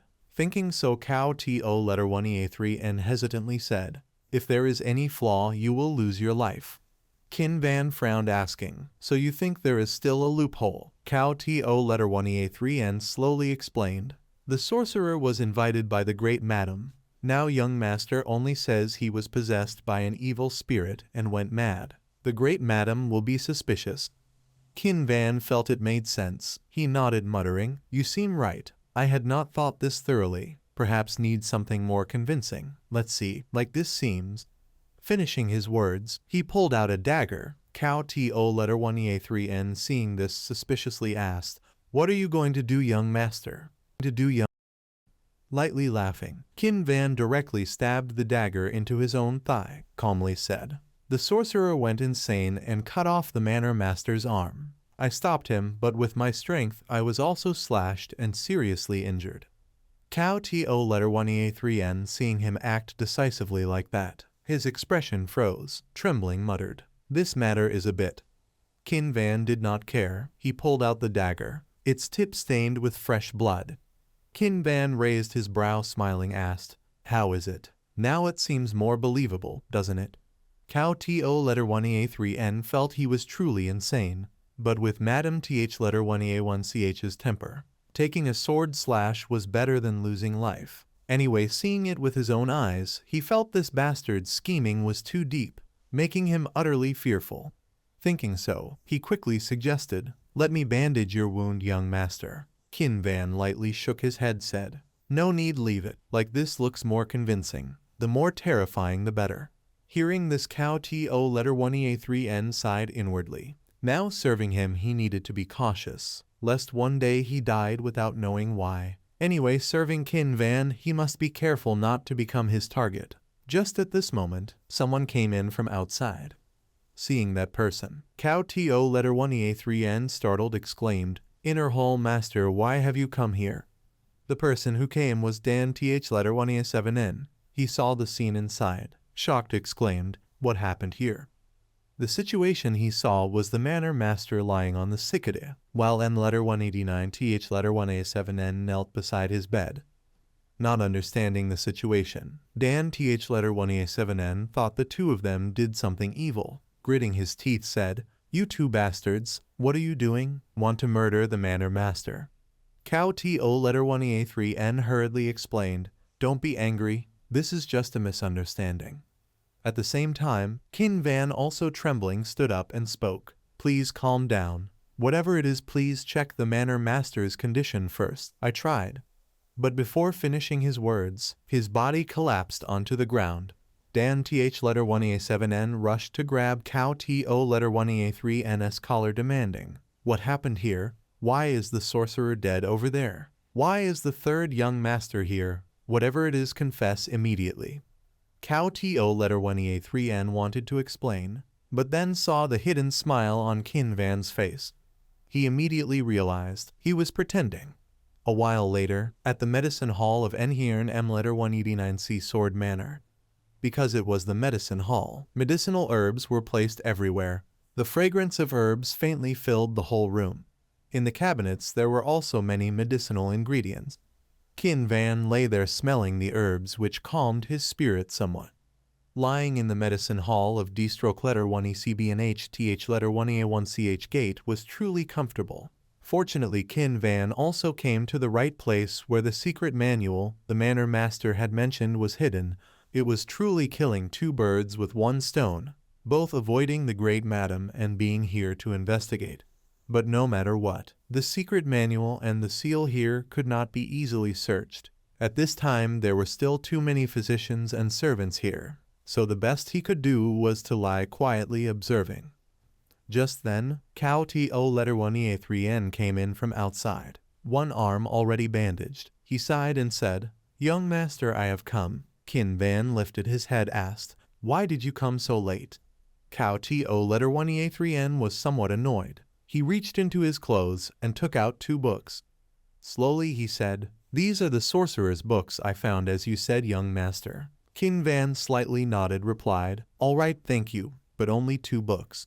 Cow to letter 1EA3N quickly replied, "Yes, the great madam came there, so it was hard to act. Before they burned all of the sorcerer's belongings, I could only secretly steal these two." Qin Van, hearing this, suspiciously asked, "You mean burn them all?" Cow to letter 1EA3N slightly nodded, recounted, "Yes, madam had everything destroyed, even his corpse left nothing. Perhaps she wanted to erase all evidence." "I understand." Qin Van indicated his understanding. "Finally left only two books, Yin Yang Strange Strategy, Heavenly Tome, and Strange Scholar Foundation of Entry. A bit regretful, but nothing could be done." Thinking so, he spoke again, "Thank you, but why are you looking at me like that?" Cow to letter 1EA3N, slightly startled, shook his head, said, "No, I was just a little curious. I don't understand why young master reads these books. Do you understand what is written in them?" Qin Van did not answer immediately. He pointed outside, suggested, "Look out the window. Do you see anything?" Cow to letter 1EA3N couldn't help muttering, "Out there, outside this window." Then he went to the window, looked around, then spoke, saw nothing. But he did not know the demon general was standing outside. Qin Van slowly spoke, "That is why I need to read these books. Understand? Book." While the two were speaking, outside suddenly a loud shout startled them both. An urgent voice outside called, "Madam, the young master has not yet recovered." Another female voice sounded, "Get out of my way." Immediately after, that person broke the door and rushed in. It was Madam th letter 1A1CH. She narrowed her eyes at Qin Van and spoke, "May I talk with you?" Qin Van secretly observed the woman in front of him. Cowtone was a little flustered when he saw Madam Thatch enter. He hurriedly went out to bow and greet the great madam. Qin Van slightly frowned, so she was the woman in the painting. The first wife of Master Mock, from Thatch Manor, a martial artist. A figure whom Guard Cam paid close attention to. She came from a martial family, was a top master, and also a very intelligent woman. He had warned Qin Van to be more careful with the eldest young Master Mock An Hao. Thinking so, he quickly sat at the outer side of the bed, lowered his head to bow and greet the great madam, begging her forgiveness since his injured leg prevented him from standing up to salute. Seeing this, Cowtone immediately let out a sigh of relief. Luckily, he knew how to behave appropriately. If he continued to act so tactfully, nothing would happen. But Madam Thatch coldly spoke, "I did not come here to hear your greetings." Qin Van looked at her in confusion. While he did not understand, Madam Thatch suddenly launched an attack. Both Cowtone and Kinvan were startled, dumbfounded as fresh blood spurted out. She had stabbed a knife into Kinvan's wounded leg, tearing apart the wound that had just been bandaged. Cowtone wanted to protect him, but an icy sword was already pressed against his neck. The one beside Madame Thatch coldly warned, "Do not move." Madame Thatch narrowed her eyes at Kinvan, snorted coldly and said, "So you really are injured? Huh, impressive. You even dared to stab your own leg to prove your innocence." As she spoke, she moved right up close in front of Kinvan. Madame Thatch sneered coldly, "Your testimony may be convincing enough for the inner hall master, but there is one thing you don't know." She said a spiritual adept will never be possessed by demons in reverse. Saying this, Madame Thatch covered her mouth with a chilling laugh. "You said he went mad and fled? How dare you deceive me with such a clumsy lie?" With that, she slapped Kinvan hard across the face. Just like that, he was sent flying toward the window. After striking, Madame Thatch even showed disdain. "Tell me, what did you see and hear?" Kinvan leaned back against the wall, blood from his thigh flowing non-stop. Yet at this moment, he suddenly curled his lips into a mocking smile. Seeing this, Madame Thatch could not help but be startled. Kinvan then threw his head back in loud laughter, showing no trace of fear. The expression on Madame Thatch's face slightly changed, muttering suspiciously, "Has he gone mad?" Kinvan had stopped laughing now, but he muttered softly, "Demon monk." Immediately, the demon monk appeared behind him. Without uttering a single word, the demon monk dashed past Madame Thatch. She felt killing intent strike at her, yet saw nothing, muttering in doubt, "Something just passed by, didn't it?" While she was bewildered, the maid beside her was suddenly engulfed in black kai, lifted into the air. Madame Thatch's face instantly turned pale. This phenomenon was very similar to Mo Then's condition when he died. Right then, Kinvan closed in on her, smiling mysteriously as he spoke. "The manual and the seal, those are the things you are seeking, aren't they?" Meanwhile, Madame Thatch's maid was still being lifted high by the demon monk, her face marked with terrifying black veins. Kinvan indifferently said, "If that's the case, then negotiate with me properly. Stop using petty threats." Such arrogant words infuriated Madame Thatch, but she could not utter a retort. Kinvan stepped forward again, ignoring the blood flowing from one leg. His voice deepened. "I have no intention of contending for the position of manor master. However, it is not only Mok An Hao who desires to become master. After the way you treated me, should I perhaps go to my second brother?" At that, Madame Thatch instantly panicked, yet did not know how to respond. Kinvan ignored her, continuing, "Ah, I heard the youngest brother is quite skilled in martial arts, isn't he?" Madame Thatch's face changed once more. Kinvan calmly went on, "Now the relationship between you and me is not very good. If you gave me a little compensation money for reconciliation, wouldn't that be better?" The more she listened, the uglier Madame Thatch's face became, turning green then white.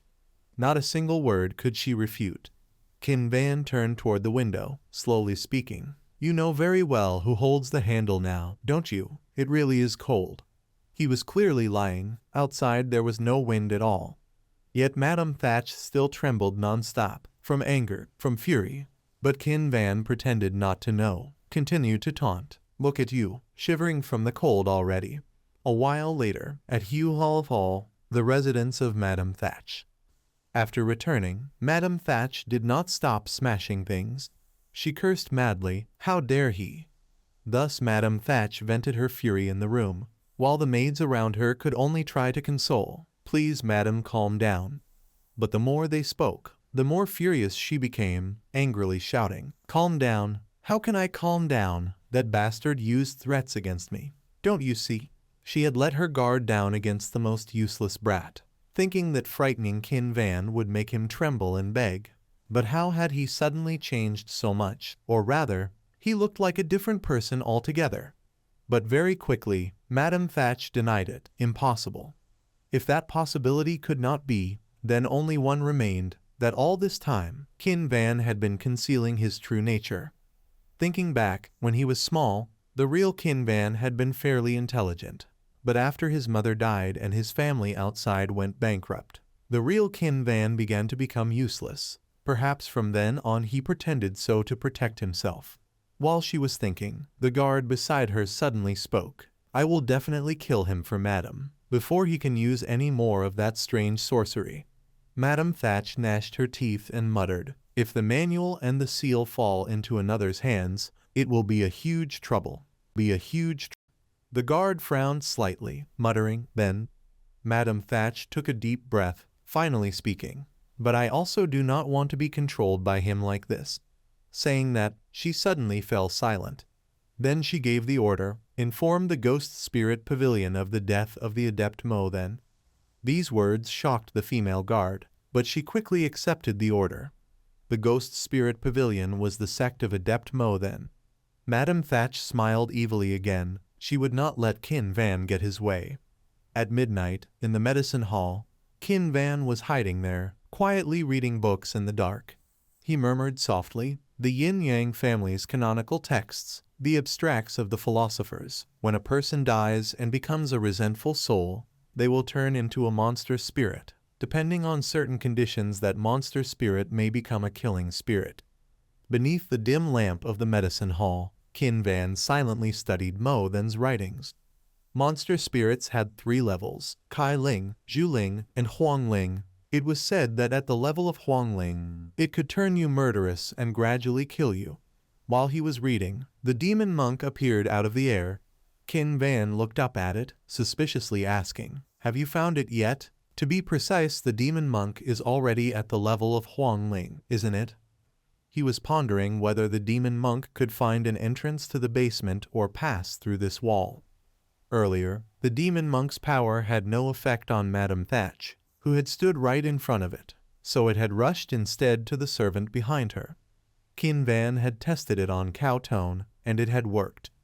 Thinking so, he rummaged through the medicine chests of the hall, and truly discovered a basement. Madam Thatch was the #1 master, so likely it would have no effect on Guard Cam, who was on the same level as her.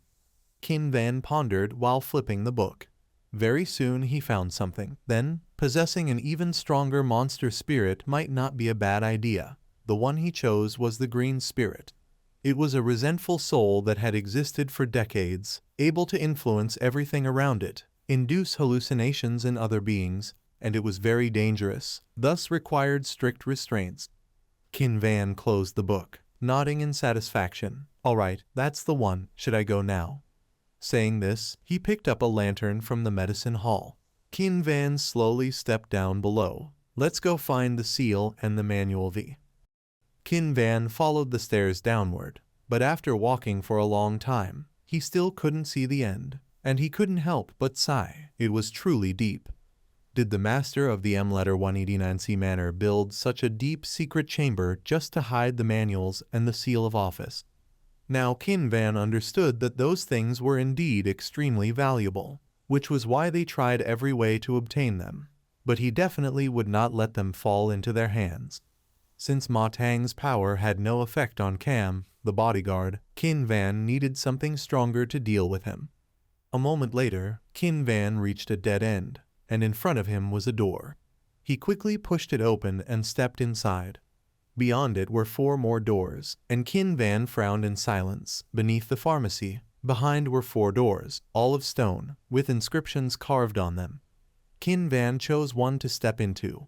Inside, as before, there was nothing, just another tunnel. He hesitated, unsure if it was necessary to go further. While not paying attention, he stepped on some mechanism. Instantly, the chamber shifted, and a huge boulder fell from above. In that moment, Qin Van panicked and leapt into the air. He landed safely atop the large stone and frowned, muttering, he hadn't expected traps to be set here. But it wasn't over yet, for suddenly from the dark corners, lights flickered.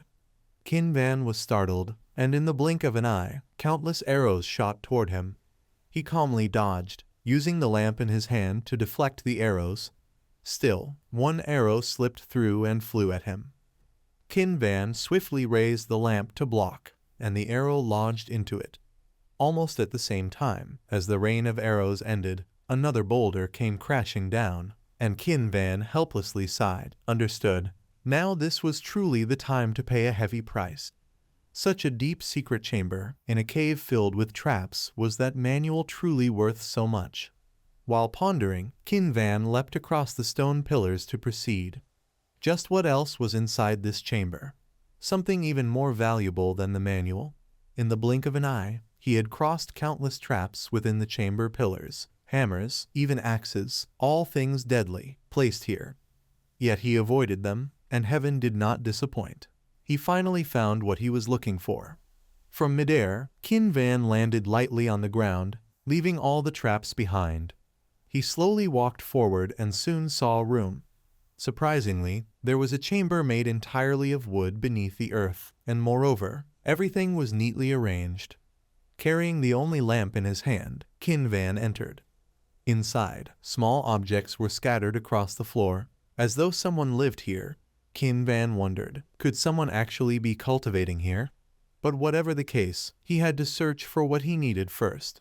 After a while, he found a small box in a corner. He quickly opened it and exclaimed joyfully, found it. Inside were two manuals. One was Anhirn M letter 189C sword formation, the other, Anhirn M letter 189C mental art. As Cao To letter 1EA3N had said, the manuals were divided into sword techniques and mental techniques, so Qin Van decided to take both. Yet he was still doubtful, glancing around as he muttered, but to store only two manuals, why build such a large chamber? It was truly strange. At that moment, he noticed a wooden chest further away. He approached and examined it. It seemed quite heavy and without function, with drag marks on the floor. After some thought, Qin Van decided to try. Perhaps there might be something unexpected. He quickly pushed the chest aside, revealing a small mechanism on the floor, with several talismans pasted around it. Without hesitation, he opened the mechanism. Inside was a wooden box and several talismans, seemingly sealed. He picked it up and silently observed. A strange energy was emanating from it. After thinking for a moment, Qin Van placed the lamp on the ground, then carefully removed the talismans one by one. Perhaps what the master of M letter 189C Manor wanted to hide wasn't the manuals. Just then, the lamp beside him suddenly went out. Qin Van's eyes widened in shock. What? Why did the lamp? In the flickering light of the chamber, he saw inside the small wooden box a book with a leather cover, clearly not ordinary. Moreover, it emitted a nauseating odor and had strange patterns on it. Qin Van felt it might be made of human skin. Just what was this book with strange patterns and this string of beads? Meanwhile, at a tavern, a lively banquet was underway, with the booming of drums unceasing. There were also flutes and horns. Leading the celebration was the second young master of Anhirn M letter 189C Sword Manor, M letter 189C An Bin. Holding a cup of wine, he exclaimed excitedly, "Excellent, so lively. Today our M letter 189C Sword Manor feels much brighter." Saying this, An Bin curled his lips in a smug smile. "Surely it was because I have come so close to the position of Manor Lord. Thank you for siding with me, Cam the bodyguard." As soon as he finished, he glanced at the curtain behind. Cam quickly walked out from within, clasped his fists respectfully, and greeted, "I pay respects to the second young master." Thus, inside the tavern, a meeting full of schemes unfolded. An Bin narrowed his eyes at Cam the bodyguard and laughed, apologizing for keeping him awake at such an hour, saying that upon hearing the news that the talented bodyguard he had long wanted to meet desired to see him, he had wished to host an even grander feast, but his father still lay bedridden. Cam shook his head and declined, saying there was no need, that he was already very grateful for the young master's warm reception. Hearing this, An Bin chuckled softly. "Ha ha, very well then, come in." They enjoyed themselves like this until midnight, when the musicians finally left the tavern. At that point, An Bin turned to the main matter. "So you're saying M letter 189C Qin Van has now lost all martial arts?" Cam did not answer immediately, for the real one was dead, and the impostor indeed had no martial arts, which was not a lie, but he had no intention of revealing that the current Qin Van was a fake. If people knew that Cam had failed to protect his master, he would be in danger, and Qin Van knew this too, which was why he dared make demands of him. Yet Cam would never allow things to go as Qin Van wished. He intended to offer Qin Van's head to prove his loyalty to An Bin. Thinking of this, Cam finally nodded and confirmed, yes, young Master M. Letter 189C Qin Van now cannot use any martial arts at all. Hearing this, An Bin laughed proudly. That fool, he was talentless to begin with, and now without martial arts, if he defeated me it would truly be absurd. Thanks to you I've learned some useful information. With that, both he and Cam burst out laughing. Just then, An Bin suddenly remembered something and asked suspiciously, "Oh right, can you tell me why he lost his martial arts?" Cam froze, unsure how to answer. Seeing this, An Bin smirked, saying, "If it was due to your mistake, I'll overlook it. After all, who doesn't make mistakes in this world?" After hesitating a moment, Cam bowed his head and replied, "Forgive me, I cannot tell you yet, young master. But do not worry, even if you don't know the reason, nothing will affect your plan." He said this because if the truth came out, he would be doomed. Yet hearing it, An Bin sneered coldly. Narrowing his eyes at Cam, he said, "Very well, I trust you, because you are a former assassin from that place." These words froze Cam's expression. He hadn't expected An Bin to know. Seeing his reaction, An Bin couldn't help but laugh. What's wrong? Cam had thought An Bin was still a child, but never imagined him to be so cunning. Thinking this, Cam kept silent, while An Bin smirked again, saying, "Could it be? That matter is your secret." Cold sweat beaded on Cam's forehead, his lips pressed tight. This one had been watching him all along, and he had been far too careless. Reluctantly, Cam replied, "No, it is not." An Bin squinted at him, then waved his hand. "I'll summon you if needed. You may go."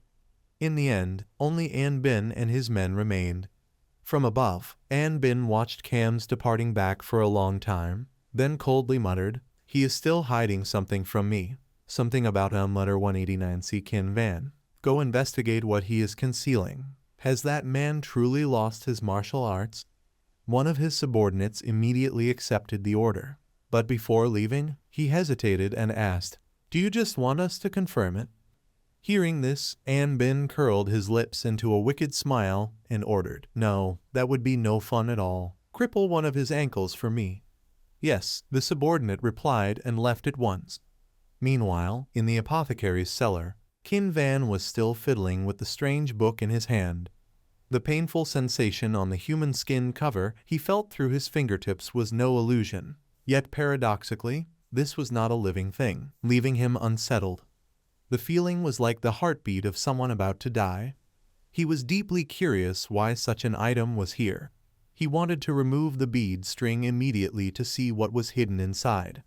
But just then, behind him, a surge of black energy appeared. Ma Tang materialized, though his demeanor seemed strange. Qin Van frowned and asked suspiciously, "Ma Tang, what has happened?" But Ma Tang did not reply. His eyes suddenly widened, and then, shockingly, he clasped his fists in salute, seemingly toward the book in Qin Van's hands. This bewildered Qin Van, who frowned and fell into silence. Incredible that Ma Tang would react this way. Clearly, something was hidden in this book, and he truly wished to examine it. But instead, he placed it back into the wooden box, for if Ma Tang had come from Cao To Letter 1A3N to warn him, then surely someone was approaching his room. Thinking this, Qin Van raised his head, muttering under his breath, "That means there's an intruder." But since he was in the cellar, that one surely would not know. Soon after, Qin Van retraced his steps through the traps, leaving the wooden chamber beneath the secret room. He headed for the stairs, step by step leaving the place. At the same time, outside the apothecary, a shadow was gliding on the wind. It stopped at the trunk of an old tree nearby, where it saw Cao To Letter 1A3N outside, yawning repeatedly. The intruder wondered why Cao To Letter 1A3N was standing outside instead of guarding his injured master. But unable to figure it out, he crept toward Qin Van's resting room, thinking perhaps the boy was indeed hiding something. Looking inside, he was startled for he saw Qin Van quietly lying on the bed, asleep. The intruder was stunned, just sleeping. Then why order cow to letter 1EA3N outside? Thinking so, he slipped noiselessly into the room, muttering under his breath, "First I must check if there's anything suspicious." At that moment, his eyes fell upon a book on the table, and his pupils shrank. It was the very manual Qin Van had retrieved from the cellar. He hurriedly opened it, growing more excited as he read. Indeed, it held secrets. How could you possess this? But more importantly, with this, his master would gain the upper hand. His young lord would win. Yet as he thought this, he failed to realize Qin Van had already risen and quietly approached from behind. Qin Van suddenly seized his head and slammed him to the ground, making his nose spurt blood. With a cold snort, Qin Van asked harshly, "What are you doing in my bedroom, not asleep at this hour?" As the intruder stayed silent, he curled his lips in a mocking smile. "Then I'll help you sleep. Aren't I too kind?" With that, he smashed the intruder's head against the table again and again, as if it were a ball. Blood from his nose and mouth splattered across the floor until he passed out. Some time later, the intruder groggily awoke, only to see Qin Van upside down before him. Realizing he was suspended from the ceiling, he cried out in panic, "Where am I?" Qin Van ignored him, pulling out a dagger and driving it into the floor, making the man shudder. With a cold snort, Qin Van demanded, "Then speak now. Then speak now." Returning a few hours earlier, when the intruder was beaten until his mouth bled, and he fell unconscious, Cao Tong entered, and upon seeing the intruder's face, he exclaimed in shock, "Zhao Yicheng, why is he here?" Jing Yun suspiciously asked, "You know him?" Cao Tong slightly nodded and replied, "He is Zhao Yicheng, one of the 3 close guards of the second young master." Jing Yun upon hearing this furrowed his brows in astonishment. "The second young master? Then why did he sneak into my room?" Cao Tong slightly shook his head and said flatly, "I don't know either. But judging by the way he snuck around like that, surely it was not with good intentions." Jing Yun also felt that way, but he did not pay much attention. He slung Yicheng over his shoulder, smiled faintly and said, "Then we will just have to make him confess himself." These words frightened Cao Tong, who hurriedly tried to stop him. "You want to torture him? That cannot be. It's better to let him go. The second young master values talented men. If something happens to his subordinate, he will never let it go." Jing Yun coldly said, "Then I will consider it," and then turned to leave, leaving Cao Tong shouting desperately behind, "No, don't do that, young master. It's too dangerous. Young master, that's the second young master's man." But even if he shouted until his voice cracked, Jing Yun still resolutely carried the man away, leaving Cao Tong collapsing helplessly to the floor, crying bitterly, "Damn it, I don't know, but perhaps nothing will happen. Although he acts like a fool, in truth he is very shrewd. It was the same at Lord Mu's estate. He won't kill him." Yet as he said this, Cao Tong suddenly felt he was being very naive. Hasn't Jin Yun already killed plenty of people? All he could do now was pray to heaven and Buddha, returning to the present, where Jing Yun was interrogating Yicheng. Though hanging upside down from the ceiling, Yicheng still arrogantly ordered, "Untie me now, untie." Jing Yun slightly furrowed his brows and suspiciously asked back, "Why?" Yicheng snorted coldly, proudly saying, "Why? You should understand. I act under the orders of young master Mu Enbing. If you harm me, do you think you can keep your life?" He advised Jing Yun not to do anything foolish. He would speak well of him before Enbing, and only then would Jing Yun at least preserve his life. Yet Jing Yun upon hearing this sneered coldly. How amusing. This reaction startled Yicheng. Jing Yun curled his lips and said mockingly, "I suppose the second young master truly values his subordinates. Even in this situation you still trust your young masters so much. Fine, I will untie you." Upon hearing this, Yicheng let out a sigh of relief. "That's right, you are wise. I will speak well of you before." But before he could finish, he froze, for as his arms were freed, he saw his hands, and one of his fingers had already been cut off. Jing Yun held the severed finger before Yicheng, curled his lips and asked with a grin, "Look whose finger this is." Yicheng trembled in terror. "You cut off my finger. But why do I feel nothing?" He could not move or sense any internal energy within. While Yi Chang was confused, Jing Yun said, I spread beast poison powder on you. Instantly Yi Chang's face turned grim. But Jing Yun ignored him and continued, I concocted it from several herbs at the pharmacy. You will lose all sensation from your neck down for several hours. I have a few questions to ask you.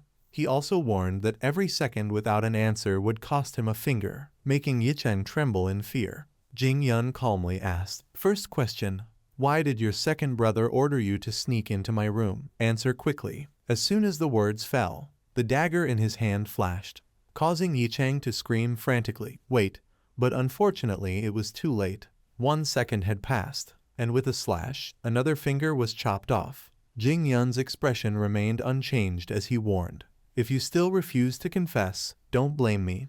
And then followed a scene of hand chopping, blood staining the floor red, and Yi Chang growing more terrified. In the blink of an eye, 4 of his fingers had been severed. Unable to bear it any longer, he screamed, No, please I beg you. Jing Yun narrowed his eyes at him, coldly said, Next is the thumb, right? Yi Chang's face was now as pale as death. Finally unable to endure Jing Yun's torture, he began to spill everything. Yi Chang hurriedly confessed, Young Master Mu Enbing ordered me to investigate the reason you lost your martial arts. The air instantly grew silent, and Jing Yun also paused his actions. At this moment Yi Chang sighed in relief. Jing Yun furrowed his brows in thought. The reason he lost his martial arts. He must be telling the truth. Thinking this, Jing Yun sneered, narrowed his eyes at Yi Chang and coldly asked, The next question. The guard Cam said so, didn't he? Yi Chang was stunned, but afraid Jing Yun would cut off his thumb, quickly nodded, Yes. Jing Yun clicked his tongue in disdain. That man is cunning after all, only telling half the truth to save his own life. Yi Chang was puzzled. How could Jing Yun know Cam betrayed him? Since when had he become so clever? Could it be that he had suspected Cam from the start? No? If so, then why torture me? While Yi Chang was confused, Jing Yun suddenly said with difficulty, But now I can't think of any more questions. These words startled Yi Chang for a moment. Jing Yun saw his reaction and couldn't help but smile faintly, pretending to hesitate. Then what now? Yi Chang's face turned pale then white. He felt his life was about to end in Jing Yun's hands. Thinking this, Yi Chang quickly shouted, startling Jing Yun slightly. Yi Chang, driven mad by fear of death, roared, I swear I will be loyal to you. He said he had not known Jing Yun was so intelligent, that he was very suited for the position of clan master. So give him a chance to choose the right path. Not only that, Yi Chang kept swearing over and over, in short only begging Jing Yun to spare his life. His words made Jing Yun somewhat impatient, coldly cutting him off. Enough. Yi Chang was drenched in sweat, his heart hanging by a thread. Jing Yun narrowed his eyes at him, after a while spoke, Can I give you orders? Upon hearing this, Yi Chang immediately breathed a sigh of relief. He was saved. He quickly nodded, Of course, please give your orders. Yet just as his words ended, the dagger in Jing Yun's hand stabbed into his neck. Blood gushed out like rain. Jing Yun curled his lips and said with a grin, You said you would sacrifice even your life for me. And with that, he pulled the dagger out, then added, Then lend me some of your blood. In his heart, Yi Chang was cursing 18 generations of Jing Yun's ancestors. He could not understand. Why did he have to die? Earlier Jing Yun had tried to force open the bead string sealing the strange book, but could not. He thought it was the seal mentioned in the Yin-Yang scripture. According to that text, this method sealed something unholy with pure essence. Thus, if something impure touched it, the essence would weaken. The blood of Yi Chang, who died unjustly, would have an effect on it. So Jing Yun poured that blood full of resentment onto the book. Thus the unholy within took form. Now all Jing Yun had to do was wait until Yi Chang's blood ran dry. And at that moment the bead string on the book reacted. Indeed, after absorbing enough blood, the bead string broke. Seeing this, Jing Yun curled his lips and said with a grin, Now then, let's see what will come out. Yet something even more shocking occurred. The blood on the book spread across the floor, then crept little by little toward his feet. In the blink of an eye, Jing Yun was surrounded by bright red blood. At the same time, the blood on the book began to stir. Before long, it danced in the air like it was performing, spraying onto the lofty ceiling. This crazy sight startled Jing Yun. Before him, The blood suddenly swirled into a vortex. His pupils shrank. In a short while the blood gradually formed a shape. The mingling of blood and black Kai made it terrifying to behold. When at last the blood began to take human form, all the streams of blood in the air flowed into it. Jing Yun felt as though something was pulling him in. He struggled to resist. Soon the blood on the ground stabilized, and upon seeing the figure before him, Jing Yun was even more horrified. The air was heavy with the stench of blood. A bloody silk ribbon danced in the air, facing it. Jing Yun's heart suddenly trembled with fear. The person before him wore a blazing red robe, surrounded by dense resentment. On her head was a hat with silk covering part of her face, but even the part revealed showed she was a beautiful woman. She was a beautiful woman. Jing Yun was stunned watching this scene. He recognized this thing. Wasn't this a wraith of the 6th spirit level? No, it was the 5th level mentioned in the Yin-Yang family's scripture. This woman was a wraith of the clear spirit level. Honestly, Jing Yun had thought a 6th spirit wraith would appear. Unexpectedly, his luck was this good. Only at this moment his body suddenly wavered. His whole being felt as if sinking into a swamp of mud. The woman before him faintly spoke. Fool. Jing Yun on this side was struggling desperately to rise from the pool of fresh blood beneath his feet. But it was useless. The wraith before him reached out and pulled the metal smoking pipe from her hair. She curled her lips into a smile and said, "Release your soul and offer your spirit to me." Jing Yun narrowed his eyes at the woman before him, fell into silence. The 5th level of wraith, clear spirit. It was an ancient soul spirit, carrying hatred for decades. Its strength enough to cause immense influence in a determined area, creating illusions for the eyes and ears to harm its target. A wraith like the woman before him had to be eliminated, because she was extremely dangerous. While Jing Yun was thinking, that wraith suddenly widened her eyes in astonishment. She suspiciously muttered, "Why have you still not released your soul?" How slow. Jing Yun bit his lip hard. He had read in that book.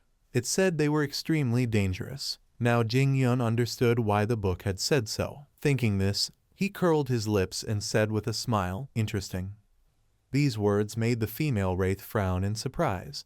Jing Yun pressed his hands into the pool of blood, faintly said, "No matter how high the level of a wraith's power is, you still crave the bodies of others. You found something amusing for me." Saying this, he lifted his head toward the female wraith, curling his lips into a mocking grin.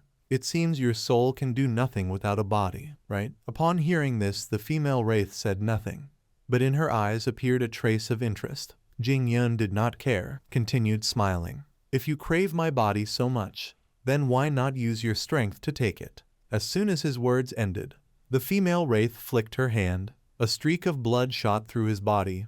A hollow mark appeared at Jing Yun's waist. The female wraith clicked her tongue in disdain. "Idiot, die," as her words fell. The smoking pipe in her hand swept again. Immediately streaks of blood continuously surged forward, piercing through Jing Yun's body. In the blink of an eye, the fresh blood corroded half his face, making him panic greatly. Seeing this, the female wraith coldly snorted. "Now you see, in the end you are powerless." So she said Jing Yun had no choice but to offer his spirit to her. But the female wraith was mistaken. Jing Yun's feet still stood firm in the pool of blood, making her involuntarily astonished. Jing Yun held his body torn in many places, gasping for breath, but his eyes remained unyielding. The female wraith frowned, even with flesh torn off, his face shredded. He still resisted her. Thinking this, she spoke again. "It seems you are not an ordinary bastard. But it's the same anyway." As her words fell, she raised her hand. The streams of blood beneath Jing Yun's feet suddenly swirled, coiling around his ankles. Jing Yun's pupils involuntarily widened in horror. In an instant his whole body was flung backward. The female wraith also lifted herself into the air, faintly spoke. "Human, I will offer you a bargain. If you are willing to offer me your spirit, I will help you fulfill one of your wishes." Jing Yun narrowed his eyes at her, frowned and asked, "My wish? Why would you bargain with me like this?" That woman did not answer. Calmly ordered, "Consider my proposal. If I continue to act, your soul will be damaged. That is of no benefit to me." Jing Yun did not answer immediately, instead asked back, "And if I refuse?" With a light snort, the female wraith coldly opened her mouth. "Then simply I will kill you and find another soul." As soon as her words fell, The blood binding Jing Yun suddenly loosened. Jing Yun stammered, "There is one." Upon hearing this, the female wraith rejoiced. She hurriedly exclaimed, "That's right. Tell me your wish. Whoever betrayed you, no matter who it is, I will make them pay with their lives and shatter their souls." Under her urgent urging, Jing Yun suddenly fell silent. But she still pressed him. "Tell me right away. What is your wish?" Hearing this, Jing Yun grew irritated, coldly snorted, "My wish is for you to shut up and work for me." These words made the female wraith grit her teeth in fury. She roared angrily, "You insolent fool! Then taste my power." As her words ended, the resentment around her body erupted violently. The blood streams were also controlled by her. In an instant they seemed alive, rushing forward. Seeing this, Jing Yun was alarmed. With a loud boom, the place exploded. His body was buried in the blood, along with the evil voice of the female wraith. "You feel pain, don't you? Each time your flesh is torn, as if your bones are breaking. Your body is shattered already, isn't it?" She said she even felt a bit humiliated to have harmed his spirit slightly. At that moment, Jing Yun's body fell aimlessly. He seemed like something lost in this space. This taste, its color even redder than the cornelian cherry, it was slimy and filthy. The taste made Jing Yun feel disgusted. Based on feeling, touch, sight and taste, all showed it was blood. But as he fell deeper into this crimson space, he felt something different. Jing Yun had tasted blood many times when he bore the name Ghost Slayer. Was the taste of blood then like this? If one could sense the breath of life, the burning heat and warmth inside, then it meant he was still alive. Thinking this, Jing Yun immediately opened his eyes, escaping that bloody space. This sight shocked the female wraith. But what Jing Yun was feeling at that moment was death, and all of it was merely illusion. He was certain it was caused by that female wraith. The female wraith was then blasted out of Jing Yun's subconscious. Her body slammed hard against the wall behind. The blood under Jing Yun's feet was also drained away. He still stood safe in the pharmacy cellar. The female wraith widened her eyes at Jing Yun, her gaze full of disbelief. "Impossible. How could you escape my illusion?" The female wraith couldn't believe it. She waved her hand, and a blood-red butterfly appeared on her finger. Immediately, she released it. The blood butterfly flew straight toward Jing Yun, who silently stood there without any movement. The butterfly slashed at Jing Yun's face with its wings, causing fresh blood to slowly flow. Seeing this, the female wraith's pupils involuntarily constricted. She had realized this was the liberation of sensation. There was a method to escape the illusions deceiving the five senses. That was to deny perception. Merely hearing the theory and saying it verbally seemed easy, but actually denying perception in practice was difficult even for top-tier practitioners, let alone a child who was not a practitioner. The female wraith truly found it hard to believe her eyes. Could it be that Jing Yun had the talent of a practitioner since birth? While the female wraith was still pondering, Jing Yun suddenly burst into laughter, then tilted his head back and laughed loudly. Shocked, the female wraith muttered, "You can still laugh, though you have escaped the illusions I created. Do you think you have the skill to control the current situation?" Jing Yun shook his head slightly, smirking, then raised his brow and said, "No, I just thought of something interesting." The female wraith looked at him in astonishment. As if realizing something, she exclaimed in panic. Before she could finish, she saw Jing Yun holding the book with strange patterns in his hand. According to the Yin-Yang family scripture, the older a wraith existed, the more grotesque it became. There was a method to keep them lingering in the world, and this book was it. At that moment, Jing Yun began tearing at the book. Instantly, wounds appeared on the female wraith's body. She screamed in agony. Jing Yun, seeing this, felt triumphant. Indeed, it was as expected. The female wraith bit her lip in rage, cursing, "Bastard, how dare you? No one has ever destroyed that book full of malevolent energy. That's why top-tier practitioners sealed it. How could Jing Yun do this?" At this point, she was at the peak of fury, screaming madly, "You have truly infuriated me." Then the streams of blood attacked Jing Yun again.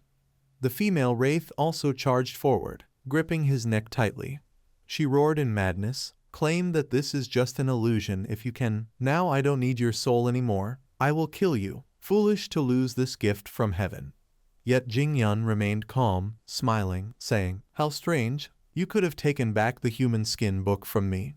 But you didn't. Indeed, just as I thought, you cannot touch this book, right?" This froze the expression on the female wraith's face. But Jing Yun didn't care. He continued smiling. Then, he directly chewed and swallowed fragments of the book cover. The female wraith grew increasingly enraged. Her eyes reddening, she screamed madly, "How dare you? Throw it away. Throw it at once." Unfortunately, Jing Yun ignored her words. The blood that had pierced his body earlier was now invading his whole body, flowing backward and destroying him. Despite her frenzied orders to spit it out, he stubbornly swallowed it down. Jing Yun felt his entire body break in agonizing pain, like the first time he had ingested poisonous herbs. But what made this pain even more terrible was the female wraith's fury, her hatred for someone else, as high and despairing as his own. The female wraith glared at Jing Yun in rage. The smile on his face grew even brighter, driving her into a frenzy. She gritted her teeth, screaming, "You mad bastard!" At that moment, her hands squeezed Jing Yun's neck, causing fresh blood to spurt from his mouth, splashing onto her face, leaving her stunned. Even Jing Yun hadn't expected this. In an instant, the two streams seemed to merge. When Jing Yun regained consciousness, he was in a dark place, the human world ablaze with fire and smoke. He looked around, corpses lying everywhere, piled like mountains. In this land of death, a solitary figure knelt on the ground. Jing Yun's eyes widened in shock. It was the clear spirit, indeed the female wraith, but from when she was still human. Her body was covered with wounds, blood oozing from the corners of her mouth, her eyes filled with hatred.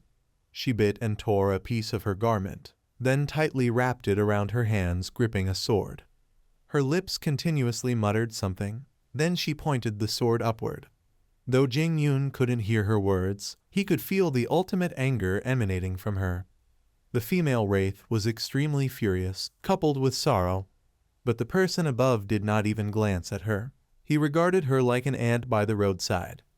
A faint smile hung on his lips, yet it was extremely taunting. Indeed, the female wraith grew even more resentful.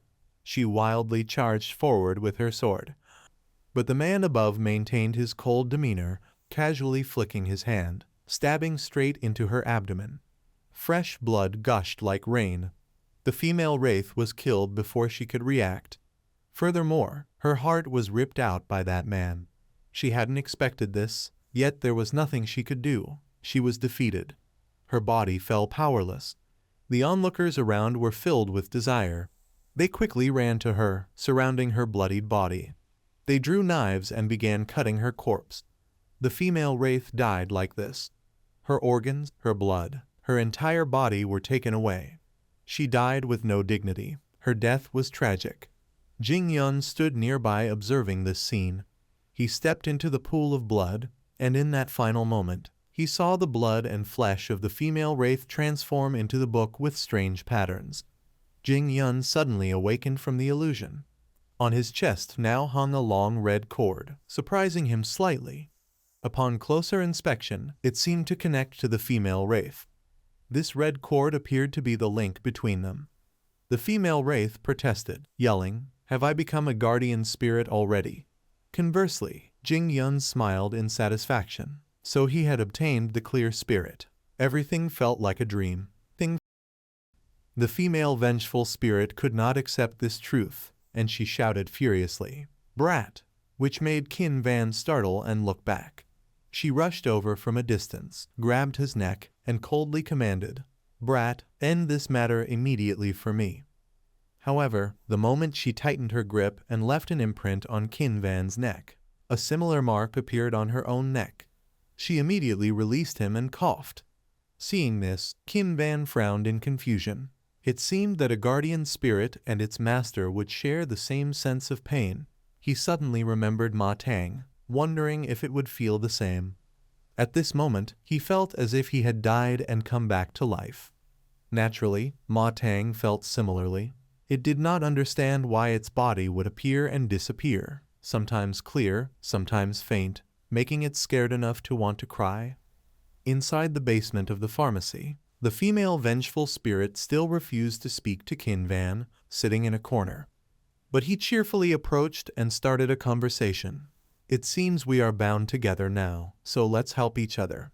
My name is Mok Qin Van. What about you? What should I call you? The female vengeful spirit was silent for a moment, and after a while, she coldly responded, Call me whatever you like.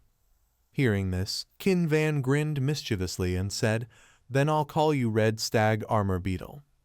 The female vengeful spirit glared at him in rage. Hey, do you want to die? Seeing her reaction, Qin Van laughed loudly, pouted, and said, It seems you don't quite like that name, huh? The female vengeful spirit ground her teeth and said, How dare you mock me? Qin Van paid no attention and calmly asked, If you don't like it, then tell me your name. The female vengeful spirit coldly turned her face away. Why should I tell a mortal like you? Qin Van was a little at a loss. She neither liked the name he gave nor wanted to reveal her true name, so what could he do? After a long moment of contemplation, he whispered, No choice then, I'll find a suitable name for you. The level of this female vengeful spirit was a Thon Lin.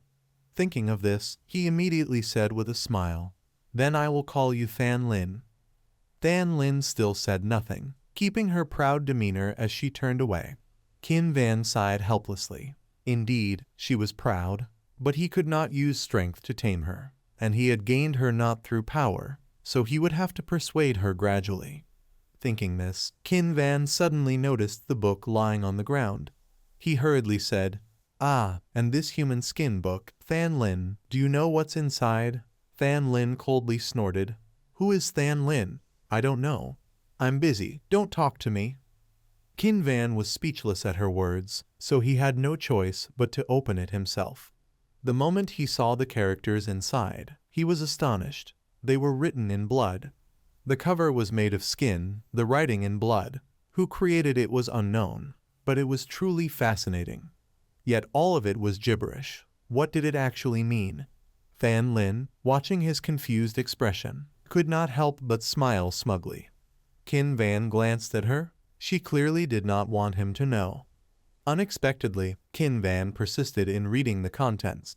On one page, he seemed to understand a bit and could not help but read aloud.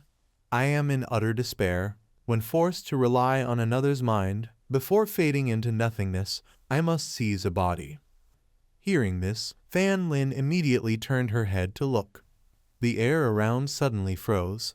The tobacco pipe in her hand abruptly went out.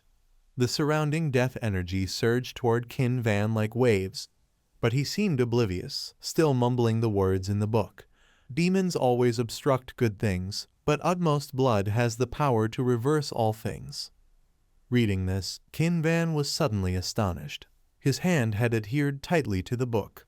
Than Lin then regained her composure.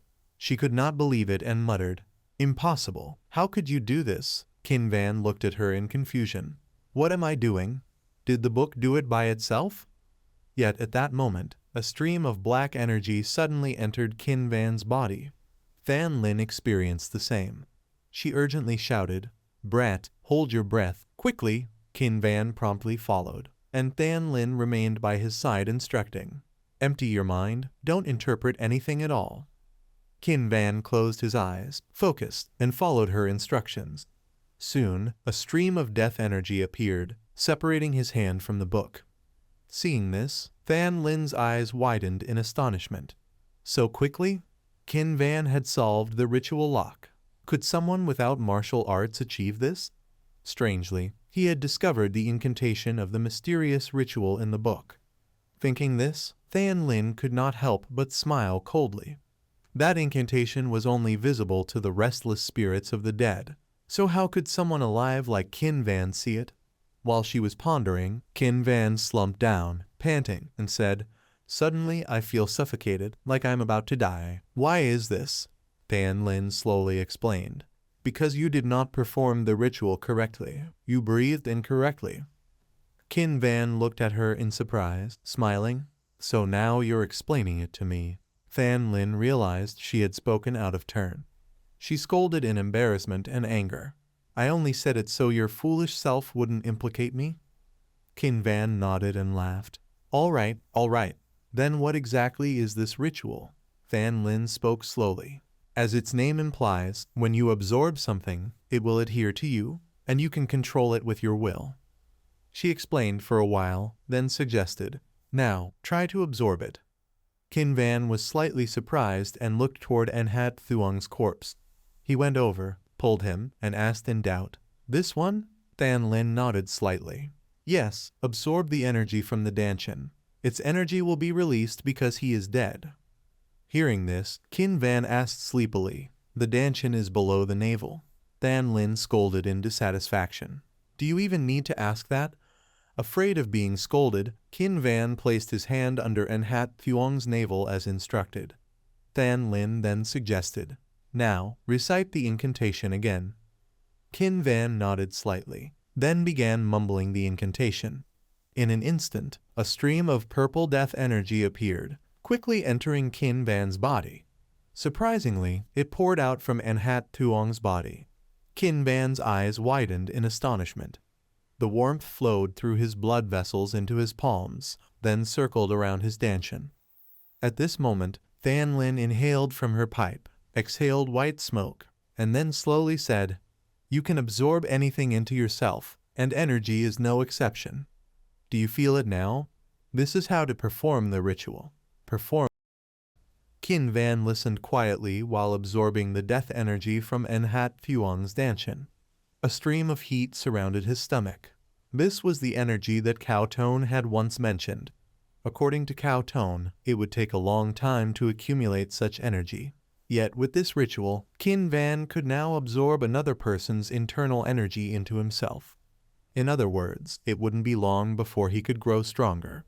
Just then, the surrounding death energy suddenly dissipated, leaving Qin Van bewildered. He called out in confusion, why has it all vanished? Fan Lin slowly explained, of course, that is the nature of energy. Therefore, you need a special method to condense it. Otherwise, it cannot accumulate in the Danshin. This special method only works for this type of true energy, so it will not disperse or mix with other energies of yours. Saying this, Fan Lin raised an eyebrow and smiled, or rather, the ritual itself cannot condense energy in the Danshin. Hearing this, Qin Van let out a disappointed sigh. And here I thought I had found a shortcut. Fan Lin coldly snorted. Do you think becoming a martial arts master is as easy as eating porridge? But don't be too disappointed. Even using the ritual provides several great benefits. Qin Van frowned slightly and asked, what are they? The first and basic technique of the ritual is the breaking 8 forms. As long as you master it, Qin Van, you will gain unlimited ability. Fan Lin was silent for a long while before speaking again. Even though the energy has dispersed everywhere, it is still energy. Now try to use your hand and guide it. Qin Van looked at her in confusion. Guide it how? Fan Lin was speechless for a moment, then sighed and suggested, fine, just try to imagine and visualize it. She explained that guiding energy was like painting a picture in the mind, and in this way, he could direct the energy into his palms. She said it, but she knew Qin Van could not truly apply this method. A newcomer who had never practiced martial arts could not achieve it. Qin Van, unaware of her thoughts, began to follow her instructions. Surprisingly, after a short while, a stream of energy appeared in his hands. Qin Van squeezed it tightly. Seeing this, Fan Lin was alarmed. Qin Van, unfazed, continued to focus on controlling the energy, then struck a punch at the column in front of him, splitting it in two. Fan Lin's eyes widened at this scene. It was impossible. How could someone as inexperienced as him do this? After throwing the punch, Qin Van smiled with satisfaction. The feeling is amazing. Standing beside him, Fan Lin inwardly marveled. What exactly was he? She had encountered countless martial arts prodigies, but had never seen anyone possess such extraordinary ability as Qin Van. Where did he come from? At that moment, Qin Van cheerfully said, so this is why everyone in the world wants to cultivate martial arts. With martial arts, killing becomes as easy as turning your hand. Fan Lin was surprised. He had seen the truth through the essence of martial arts. People often say that practicing martial arts means cultivating the mind and spirit, but the key of martial arts is still simply finding the fastest way to defeat an opponent. While she was pondering this, Qin Van's voice rang out, pulling her from her thoughts. He asked in doubt, "Then what is the second technique?" Fan Lin winked. "That is," but quickly realized something. She furiously turned away, muttering in frustration, "I've been tricked by this brat again. In that case, I might as well be helping him." Because he always followed her instructions and kept asking, she had inadvertently revealed too much. Now she understood why the minds of master instructors were always obsessed with teaching disciples. Seeing her reaction, Qin Van asked curiously, "Fan Lin," she coldly interrupted, "don't talk to me." Qin Van was slightly disappointed. That was all? He still had many questions he wanted to ask her. She had said that sooner or later, the energy would dissipate anyway, so what was the small amount of cold energy still in his hands? Should he ask? But Fan Lin's demeanor made it difficult to ask. Qin Van sighed helplessly. "Forget it. Even if I ask, I won't get an answer. Discovering it myself will be more interesting." Thinking this, he said, "Fan Lin, let's get out of here." By nightfall, the moon was high, showing only a crescent. Madame Thatch's bodyguard, Hokan, quietly approached a place. A tall building stood isolated in a desolate land. This was the Gui Lin Pavilion. Hokan took a deep breath before pushing open the door. Inside were many wooden statues that looked somewhat terrifying, as well as strange wooden heads placed on the ground, with talismans attached. At the highest point stood a grotesque bronze statue. Upon entering, Hokan saw them and could not help trembling. Why did this room contain so many horrifying sculptures? It frightened her. Just then, the furnace in front of Hokan suddenly blazed, startling her. After a moment's thought, she spoke. "I am certain that after the letter and the corpse were brought here, you all must have known what happened." She said that their master, the Methodist Mo then, had been killed, and the killer was the third young master of Enheen Mok sword sect, Mok Qin Van. As soon as she finished, the carved statue in front of her shook. Hokan placed a cloth bag on the table and murmured, "This is 300 taels of silver Madame sent you. If you fulfill her commission, you will receive over 400 taels." She said the commission was to eliminate the third young master and asked if they would accept it. There was no reply. The atmosphere fell into terrifying silence. At that moment, the fire in front of her went out. Hokan felt it was done, bowed, and said, "Many thanks." Then she left Gui Lin Pavilion, and after walking some distance, she turned to look back. Cold sweat formed on her forehead. Although no one was there, she felt as if hundreds of eyes were watching her. It was eerie. Had it not been for that commission, she would never have set foot here. Meanwhile, inside Gui Lin Pavilion, Mo Then's corpse lay below. At that moment, a low voice and the clinking of a staff confirmed he was the one who had killed him. At some point, a figure dressed in white with a covered face appeared beside Mo Then's corpse. As soon as this was said, another wooden statue made a sound, confirming it. Then, a person in blue robes holding a staff stepped forward and said quietly, "That brat commanded a subordinate vengeful spirit, possibly his guardian spirit, to act." Soon, many more people appeared around Mo Then's corpse. One of them spoke. "Impossible. If it were a demon beast, good spirit, or monster, maybe, but never could a vengeful spirit become a guardian spirit. If this is true, isn't that brat extremely dangerous?" Another person concluded, ordering quietly, "One of you must go eliminate the third young master of Enheen Mok sword sect to appease Mo Then's soul." The staff holders immediately responded in unison, "Understood." The next morning, as the sun rose, at Enheen Mok sword sect, Cowtone was still half asleep, yawning and tearing up. He grumbled while walking, "That brat, I stayed up all night guarding, only just rested a bit, and he still sends me off on a task." Then Cowtone knocked on Qin Van's room and said, "I brought the furnace." Qin Van, busy training, nodded, "Good." He then started a fire in the furnace. Cowtone asked in doubt, "But why do you need this furnace?" Qin Van replied calmly, I need to burn some things. He picked up 2 secret manuals. Seeing them, Cowtone gasped in horror. Don't tell me you're going to burn these. Kinvan nodded calmly. Yes, the secret manuals of Menheen Mock Sword Sect. Cowtone, shocked, shouted in fear. Why would you do this? Kinvan did not answer. He tore each page and threw it into the furnace, while Cowtone could only watch helplessly in horror as he burned something everyone desired. He truly felt that Kinvan had gone mad. He had actually burned both secret manuals. Kinvan paid no attention to what Cowtone thought and continued to burn the books frantically. Cowtone finally could not hold back any longer.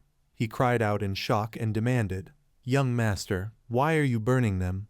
You don't know martial arts, but surely you will use these. Many people covet these manuals. We could have taken advantage of them." Kinvan, feeling annoyed, threw a book directly at his face and said coldly, "That's exactly why I'm burning them." Cowtone looked at him in confusion and asked, "What do you mean?" Kinvan replied calmly, "So that only I can use these 2 manuals." The more Cowtone heard, the more bewildered he became, asking again, "What do you mean by that?" Kinvan struck a mysterious pose, pointing to his head, and smiled slightly. "Here, it's all in here." Cowtone suddenly understood. Kinvan had memorized everything. Then Kinvan said, "Cowtone, your task is to deliver them to Madame Thatch and the second young master before dawn." Cowtone, once again confused, asked, "Why?" Kinvan smiled casually. "Didn't you just say many people are coveting them? I want the estate to remain peaceful and harmonious." Cowtone froze. But he thought, Kinvan just burned them with fire, so what exactly is he going to give Madame Thatch and the second young master? Kinvan just smiled mysteriously. Then he said, "So we share it with everyone, isn't that better?" Cowtone broke out in a cold sweat, seemingly starting to understand. Outside, the sun had risen high. In a room, a man was making the bed. This was Cam, a bodyguard, who had just woken up. After tidying the bed, he changed clothes, cleaned the surroundings, and checked the day's tasks. These habits had formed when he was an assassin. Everything had to follow rules and be carefully planned. But soon, he would no longer need to live this way. Cam poured himself a cup of tea, leisurely sipped it, and thought about his future plans. If he redirected his focus to Enbin, he would soon hold the position of head of the estate. Not long ago, he had been an orphan, doing everything on his own. Now, a new chapter of his life was about to begin. Just then, a servant entered to report, "Bodyguard Cam, young master Enbin is seeking you." Cam frowned slightly, eyes full of doubt. A short while later, at Enbin's small courtyard, the sound of breaking objects echoed continuously. Cam came out, his head covered in fresh blood, face filled with anger. Minutes earlier, when Cam arrived, Enbin had told him that Zhao Enhat Thuong had disappeared, shocking him greatly. Enbin ground his teeth and said, "I sent bodyguard Zhao to investigate to confirm whether the third young master truly lost his martial arts, yet he has vanished without anyone noticing. How dare you deceive me?" He looked at Cam with a fierce glare. Cam's face instantly turned ugly. Something was amiss. He quickly spoke. "Young master, I have not lied to you even a word. There must be hidden circumstances." Enbin, unwilling to listen, threw a hard object at Cam, causing his forehead to bleed, and angrily demanded, "Then why hasn't Zhao Enhat Thuong returned? Do you take me for a fool?" Cam did not understand why everything had become so chaotic. If this continued, his last support would be gone. He could not allow all his past efforts to be wasted. So he clenched his fist and pleaded, "Please give me time. I will bring Zhao Enhat Thuong back to prove I have not deceived you." Enbin, still furious, shouted, "And you expect me to believe you?" At this, Cam firmly swore, "I swear on the life of a martial artist, and I stake my arm as well." Hearing this, Enbin was momentarily stunned, silent for a long while before slowly saying, "Very well, then prove it." Enbin glared at Cam and said boldly, "This time I give you a chance. If you find Zhao Enhat Thuong, I will trust you. Otherwise, I will take your life, not just your arm. Understood. Cam immediately bowed and accepted the order. Returning to the present, Cam had come back to Qin Van's small courtyard, thinking to himself that ever since the impostor appeared, nothing had gone according to his plans. If Qin Van had any intentions, Cam would certainly not let him succeed. Thinking this, he threw away a blood-stained handkerchief and stormed inside. As he entered, he saw Cao Tone. Cao Tone, stepping out, was momentarily stunned when he saw Cam. Before he could speak, Cam lunged and grabbed him by the throat. Cam angrily demanded, "I told you not to take your eyes off him for even a second. Do you not respect my orders?" Cao Tone shook his head helplessly. "No, that's not true." Cam, enraged, scolded, "Then why are you standing here? Have you colluded with him?" Cao Tone shook his head lightly. "Collude? No." But at that moment, Cam loosened his shirt, revealing something inside. He immediately grabbed it. It was the 2 manuals. Cao Tone panicked, shouting, "Wait, senior brother, that is—" But Cam no longer heard him, his eyes fixed on the books in his hands. The titles clearly indicated the mental techniques of Enheen Mock Sword Sect. Cao Tone's face went pale, then white, sweating profusely in fear. Cam glared at him and demanded fiercely, "What have you been doing all this time?" Cao Tone was stunned, unsure how to explain. Before he could respond, he was punched, blood spraying everywhere. The servant in the small courtyard saw the horrifying scene. Cam strode in fiercely, dragging a person along the ground. Cao Tone had lost consciousness, being pulled like a cow. Cam angrily kicked the door of Qin Van's room, his face full of rage. He threw Cao Tone onto the ground without mercy. Qin Van glanced at him, seeing Cao Tone's nose and mouth covered in blood. He paid no attention, raising an eyebrow and smiling. "Welcome, bodyguard Cam." In an instant, the room was filled with the smell of gunpowder. Cam, the bodyguard, glared at him, speaking coldly. "Explain yourself." As he felt disgusted just looking at Qin Van's face, it made him feel dirty, filthy, and furious. Qin Van feigned innocence and asked, "Explain what?" Cam slammed the door shut with his hand, gritting his teeth in warning. "I don't have time to watch you put on a show." Qin Van merely smirked, a mocking smile without revealing a trace of weakness in his eyes. On the contrary, Cam felt an indescribable agitation and lingering fear in his heart. Thinking, he ground his teeth and said, "From the beginning, I told you how to behave." No sooner had he spoken than he lunged at Qin Van, grabbing his neck. In Cam's eyes glinted a murderous intent as he spoke coldly. "If you do anything foolish, I will deal with you." Qin Van let out a cold laugh, smirking. "Did you say that? Why don't I seem to remember?" His extremely teasing attitude made Cam furious. He roared madly, "You bastard, where is the second young master's bodyguard?" Qin Van still played dumb, asking coldly, "Who are you talking about?" Biting his lip aggressively, Cam clenched his fists and said coldly, "Stop pretending. There's no way you didn't touch him." Qin Van clicked his tongue in denial. "I'm not strong enough to have the ability to touch anyone." This attitude of his only infuriated Cam more, confirming immediately why he felt so restless. Seeing Cam's reaction, Qin Van grinned mockingly. His tone teasingly said, "I said so, don't you agree? I'm the 3rd young master who lost his martial arts, so how could I have killed him? Didn't you say so yourself?" These words made Cam's face change color. Qin Van didn't care and continued to smile, saying, "You said it. The 3rd young master cannot use martial arts from now on." Cam grew even angrier, his face red with fury. He could no longer hold back and drew the knife from his back. He was certain of one thing. Qin Van had killed Anhat Thuong, and therefore he must deal with him. Yet at this moment, Qin Van was not afraid in the slightest, but laughed aloud mockingly. "Ha ha, what will you do, Cam? You were the one who made me an impostor." Saying this, he became even more frenzied. Qin Van shouted fiercely, "It was me, the impostor, who killed the 2nd young master's bodyguard." These words struck a sore spot for Cam. Without hesitation, he stabbed Qin Van's shoulder with the knife. and the scent of fresh blood immediately filled the air. Cam had now become completely frenzied. The furniture in the room began to break. Kin Van pressed his hand against the wound on his shoulder, leaning against the wall and panting, while Cam was no better. He half sat, half kneeling on the ground, bowing his head in grief.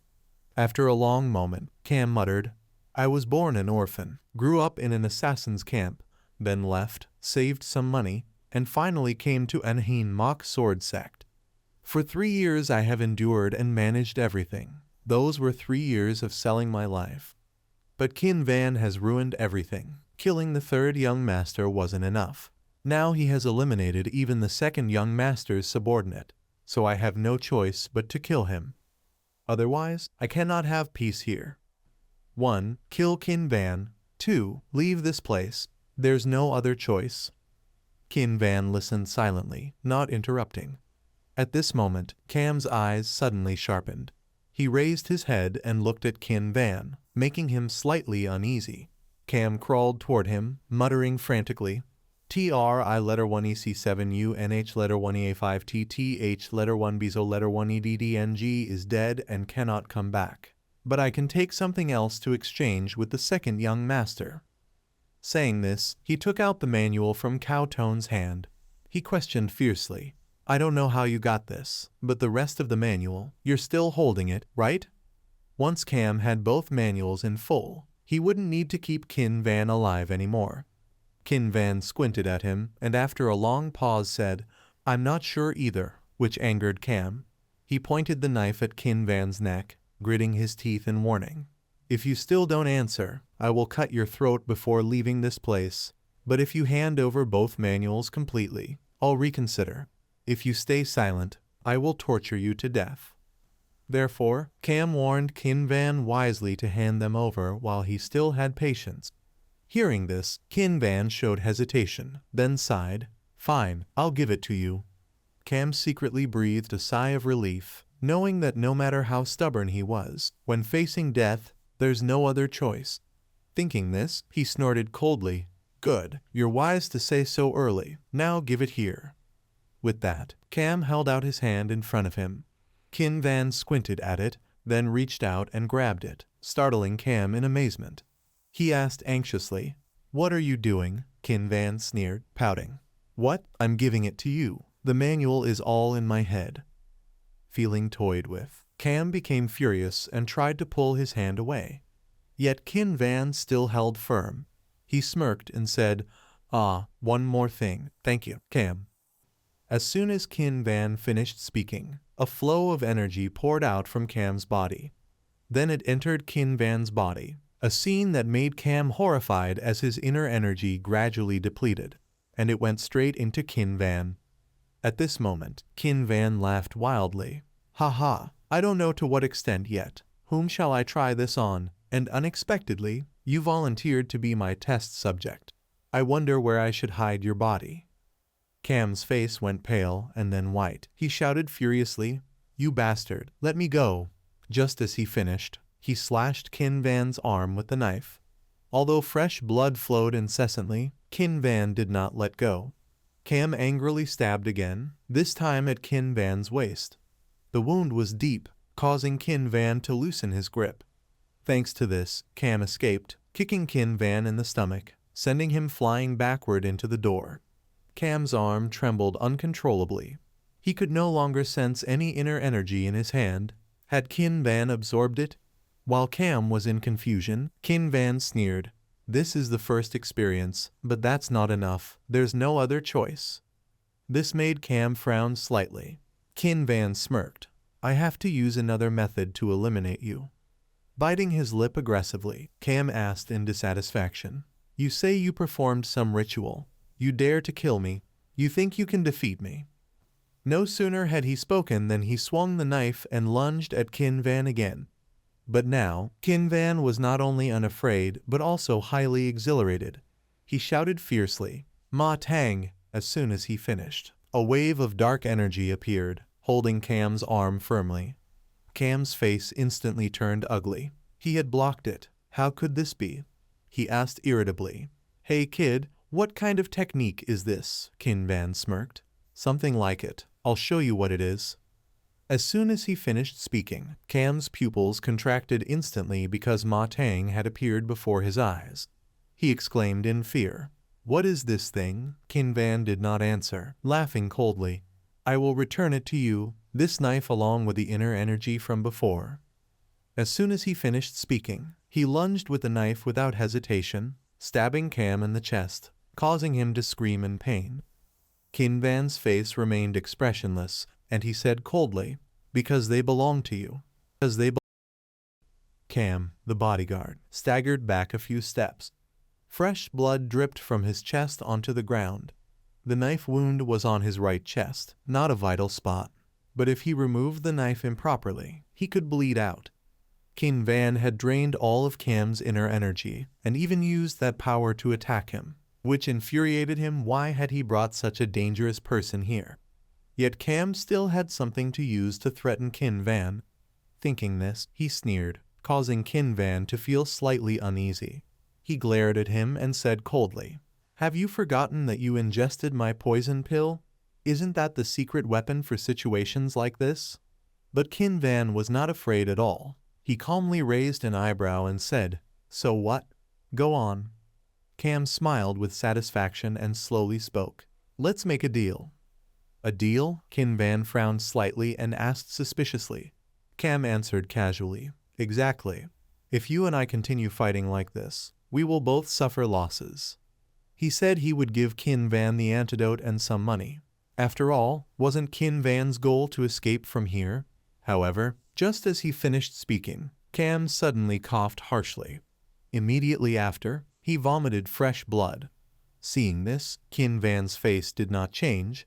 It seemed he had anticipated it. Cam, on the other hand, was very confused. He had cultivated his energy. Why was his body like this? Suddenly, Cam realized something. It was poison. At that moment, Qin Van spoke coldly. What's wrong? The wound isn't too deep. Why do you look so pained? Cam glared at him, questioning. What did you do? You poisoned me? Since when? Qin Van opened the window for some air and said indifferently. It's nothing, really. You stabbed me with that knife earlier, so it got a lot of my blood on it, that's all. Cam, increasingly confused, asked, What nonsense are you saying? Qin Van calmly replied, My blood is also a kind of potent poison. Cam's face instantly turned grim, but Qin Van paid no mind and continued. Dang Gui, Nam Vo Dang, Hoi Huong Thao, Ba Dao, Duong Qui, Fuck Tho Thao, Ban Ha, do you know them? All of these are ingredients for making poisons. He explained that perhaps because he had ingested poisonous plants since childhood, the toxicity gradually accumulated in his blood. He asked Cam if he understood what that meant. Before Cam could answer, Qin Van stepped close to him and smiled.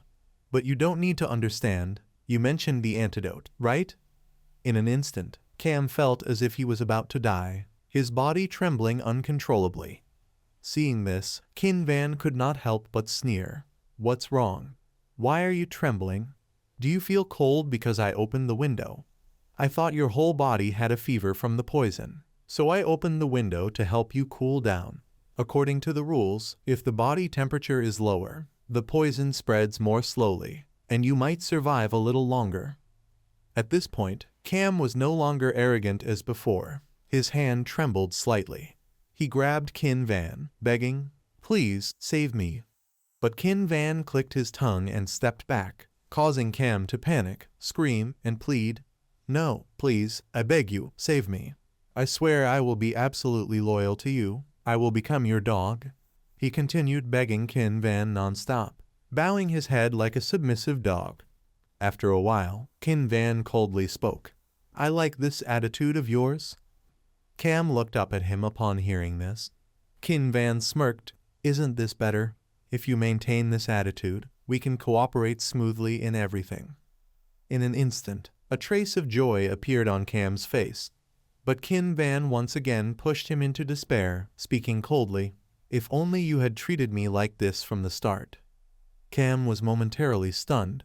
Qin Van paid no attention and continued. A cunning person like you can open your mouth and speak of loyalty. Immediately after, he He grabbed the hilt of the knife on Cam's chest and pressed down, causing him pain and trembling. Qin Van's expression remained unchanged, holding the knife firmly, and he smiled wickedly. "You'd better just die." Cam's pupils involuntarily contracted. He hadn't expected Qin Van to act this way and was pinned to the ground. He struggled to escape, but it was useless. Qin Van held him tightly until death. The knife on Cam's chest was now embedded so deeply that only the hilt protruded. Qin Van finally exhaled in relief. He stood, stretched, and felt a slight pain in his shoulder, muttering, "Still hurts a bit." But Qin Van had dealt with Cam earlier than expected. Could it be called luck? Since Cam knew his identity, he had surely planned to eliminate him someday. Thinking this, Qin Van glanced to the side and frowned, muttering, "Should I just kill Cowtone too?" After a long pause, he shook his head. "No, he's discreet, so I'll spare him. He's still useful." Saying this, he went to Cowtone and shouted, "If you've heard me, wake up immediately." Cowtone jumped up from the ground and suspiciously asked, "How did you know I'm still alive?" Qin Van said coldly, "How could I not know? During the entire fight, you kept moving back little by little." Cowtone nodded in understanding. Qin Van looked at him calmly and said, "You're discreet too. I commend you. You're gradually pleasing me." Cowtone, embarrassed by the praise, scratched his head and said, "Thank you, sir."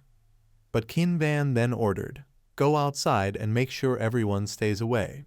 I'll handle Cam's body." Cowtone obeyed immediately and hurried off. In the room, only Qin Van and Cam's body remained. Qin Van sat beside the corpse, placed his hand on his dantian, and a stream of energy entered his body. He smiled in satisfaction. This was Cam's inner energy, so warm. Yet what Qin Van needed to confirm was not that. The energy he sensed in the basement of the pharmacy was an extremely chilling aura. It was the deathly aura, the feeling of having killed someone.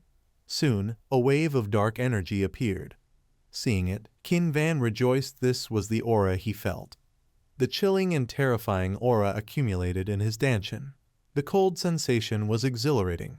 This was the aura Qin Van always felt during massacres, back when he was a ruthless killer. To accumulate more of this deathly aura, he would have to kill more people. At that moment, Fan Lin suddenly appeared. Seeing this, she clicked her tongue in admiration, thinking, "Look at him, now I understand why you're affected by him. Qin Van is truly a demon." After a bloody night, dawn began to break.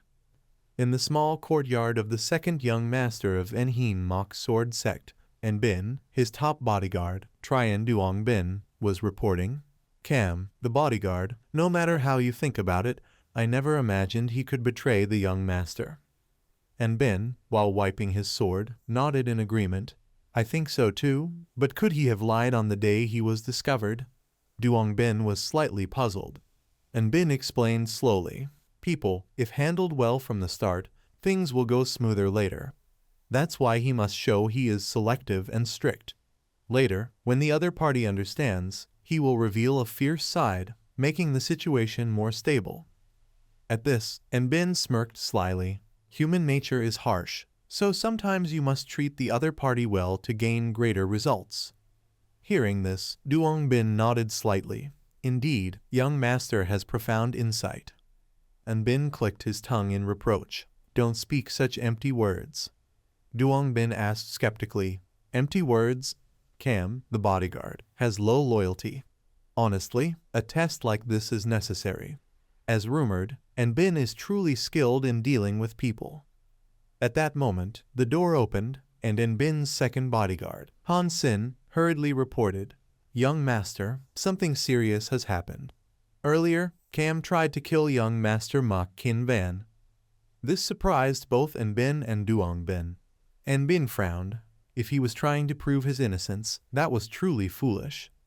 Han Sin shook his head and said hurriedly, "But that's not the main issue." The third young master declared that the real person who ordered Cam to act is none other than young master Enbin. This made Enbin's face change color. He slammed his sword on the table in anger, roaring madly, "You bastard, Mok Qin Van!" Enbin was so furious that his face turned red. He gritted his teeth and muttered, "What is going on?" Even Duong Bin beside him suspiciously asked, "What nonsense has happened? Where is guard Cam?" Han Sen hesitated for a moment. After a long while he finally spoke, "That he is dead." His corpse had already been taken down to the apothecary's basement and hidden there by Qin Van, in the same place with that NH letter 1A5TTH letter 1BO letter 1EDDNG fellow.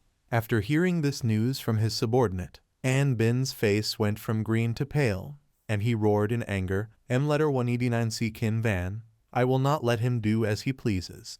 As soon as he finished speaking, An Bin drew his sword, aggressively wanting to rush to Qin Van's courtyard. Duong Bin hurriedly stopped him. "Wait, young master, if you touch the third young master now, it will only make everyone believe his words are true." An Bin shouted in frustration. "Then you expect me to just stand still and take the hit? That bastard M letter 189C Qin Van, if he sees me in such misery he will mock me. And you want me to just sit there and watch him laugh in my face?" Duong Bin fell silent for a moment, hesitating for a long while.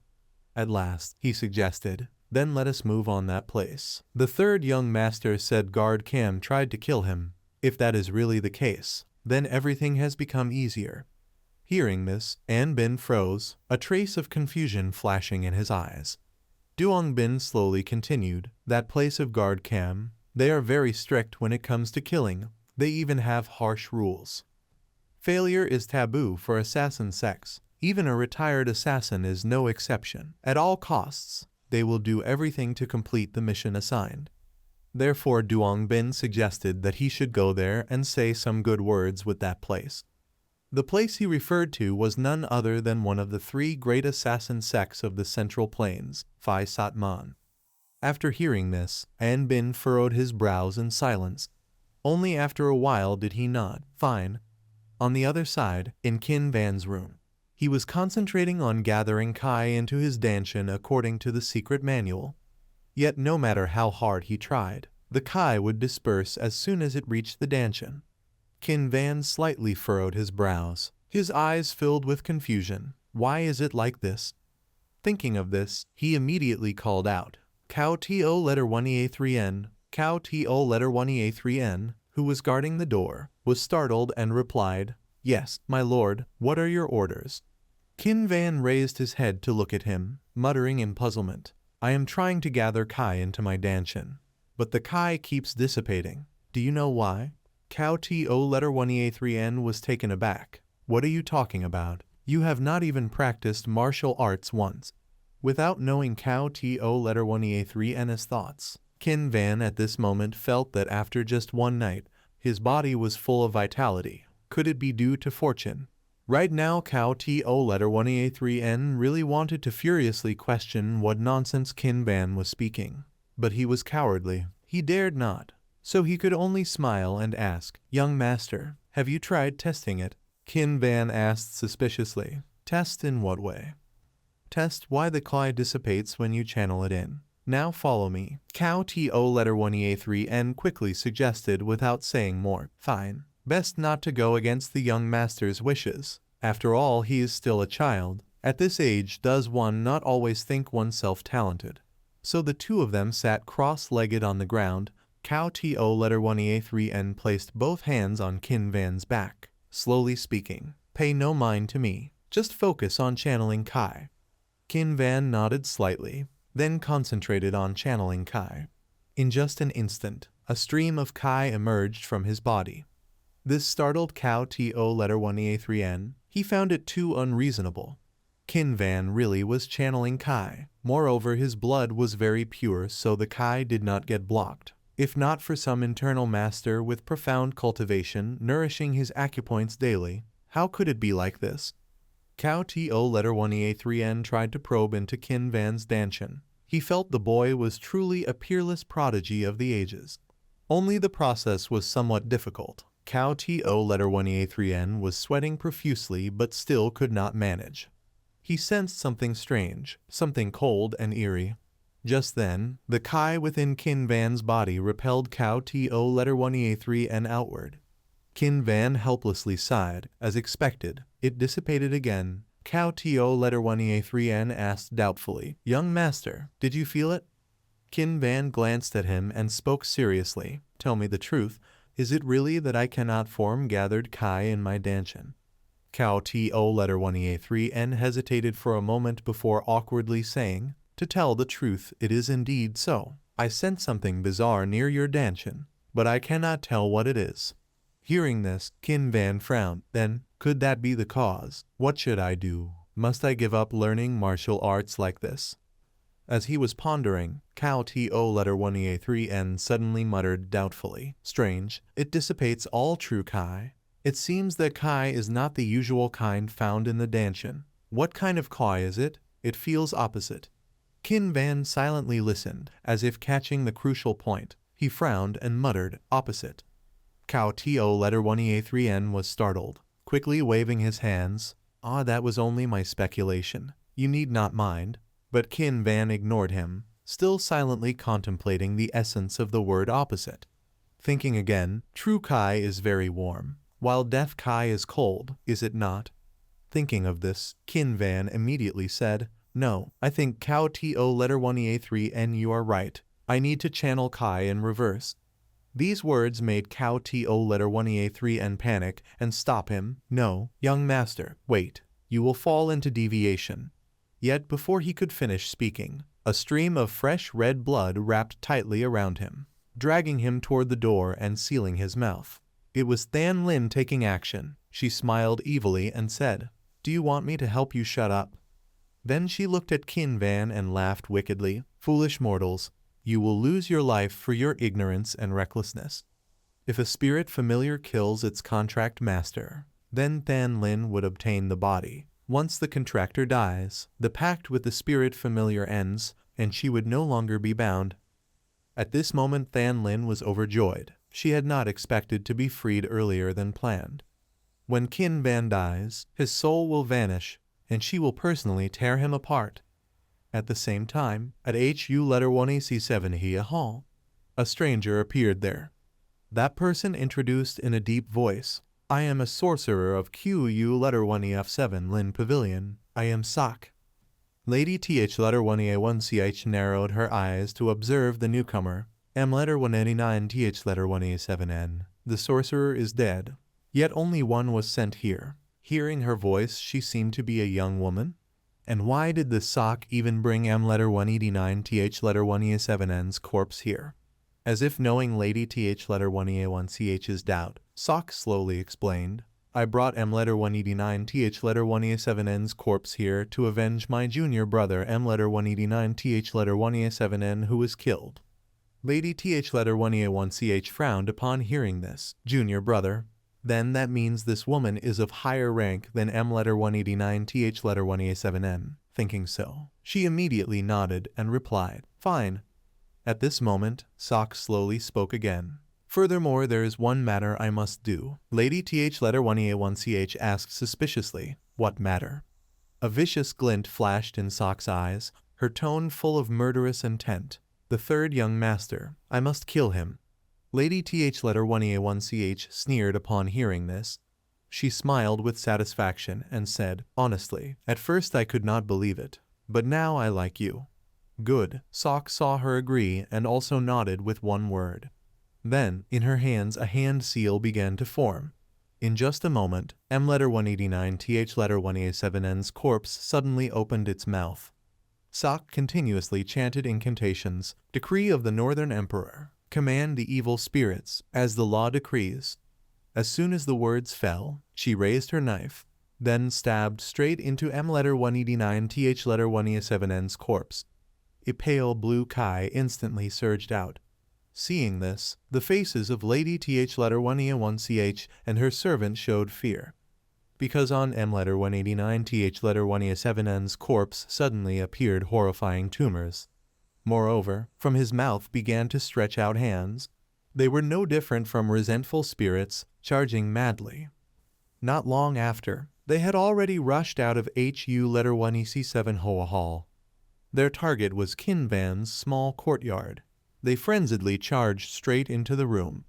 Than Lin, who was waiting for Qin Van, suddenly sensed something rushing over.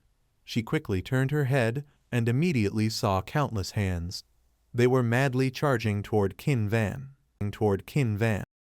Ma Tang of course also saw it and hurriedly jumped out to block. Yet they were too strong, and before long they flung Ma Tang backward. Standing to the side observing, Fan Lin knew exactly what this was. It was called reverse killing. On the other side, Lady Th letter 1A1CH together with HO letter 1AFC Anne were also watching Sok. She said this was reverse killing. Does that mean each stab down would cause Qin Van to suffer pain? At the same time, Sok stabbed the corpse of M letter 189 Th letter 1E7N once more. The hands in Qin Van's room went mad again, frantically attacking Ma Tang. The more Lady Th letter 1EA1CH thought about it, the more excited she became. Just imagining it already brought her pleasure. She watched Sok stabbing down step by step. The madness in Lady Th letter 1EA1CH's eyes grew. She was eagerly looking forward to Qin Van's death. On this side, Ma Tang was being held tight by thousands of hands. Sok still crazily stabbed her blade down. In an instant, Ma Tang was swallowed completely by those hands. Lady Th letter 1EA1CH did not know the situation on Qin Van's side. But with every stab Sok delivered, she felt satisfaction. But no one expected that beside Qin Van there was a wraith of spirit grade Fan Lin. With just a casual wave of her hand, countless blood streaks appeared. They began to dance in the air, and wherever they passed, the hands were severed. At this moment Fan Lin gave a cold snort, casting her gaze far away. At the same time, in HU letter 1EC7 Hoei Hall, Sok was still conducting her ritual. Though far away, Fan Lin still saw it clearly. She snorted coldly in displeasure. "The rice is nearly cooked, and you dare, begone." As soon as she spoke, she lightly waved her hand, and the blood streaks raged even more wildly, cutting apart those filthy hands bit by bit. On this side, Sok was suddenly struck by the blood streaks as well. Both she and M letter 189 Th letter 1E7N's corpse were blasted away. Seeing this, Lady Th letter 1EA1CH anxiously rushed over. "Sorcerer, are you all right?" Sok coughed twice, her face veil already soaked with blood. Her eyes were filled with disbelief. Impossible. Reverse killing was countered. It was not supposed to be of King's spirit level.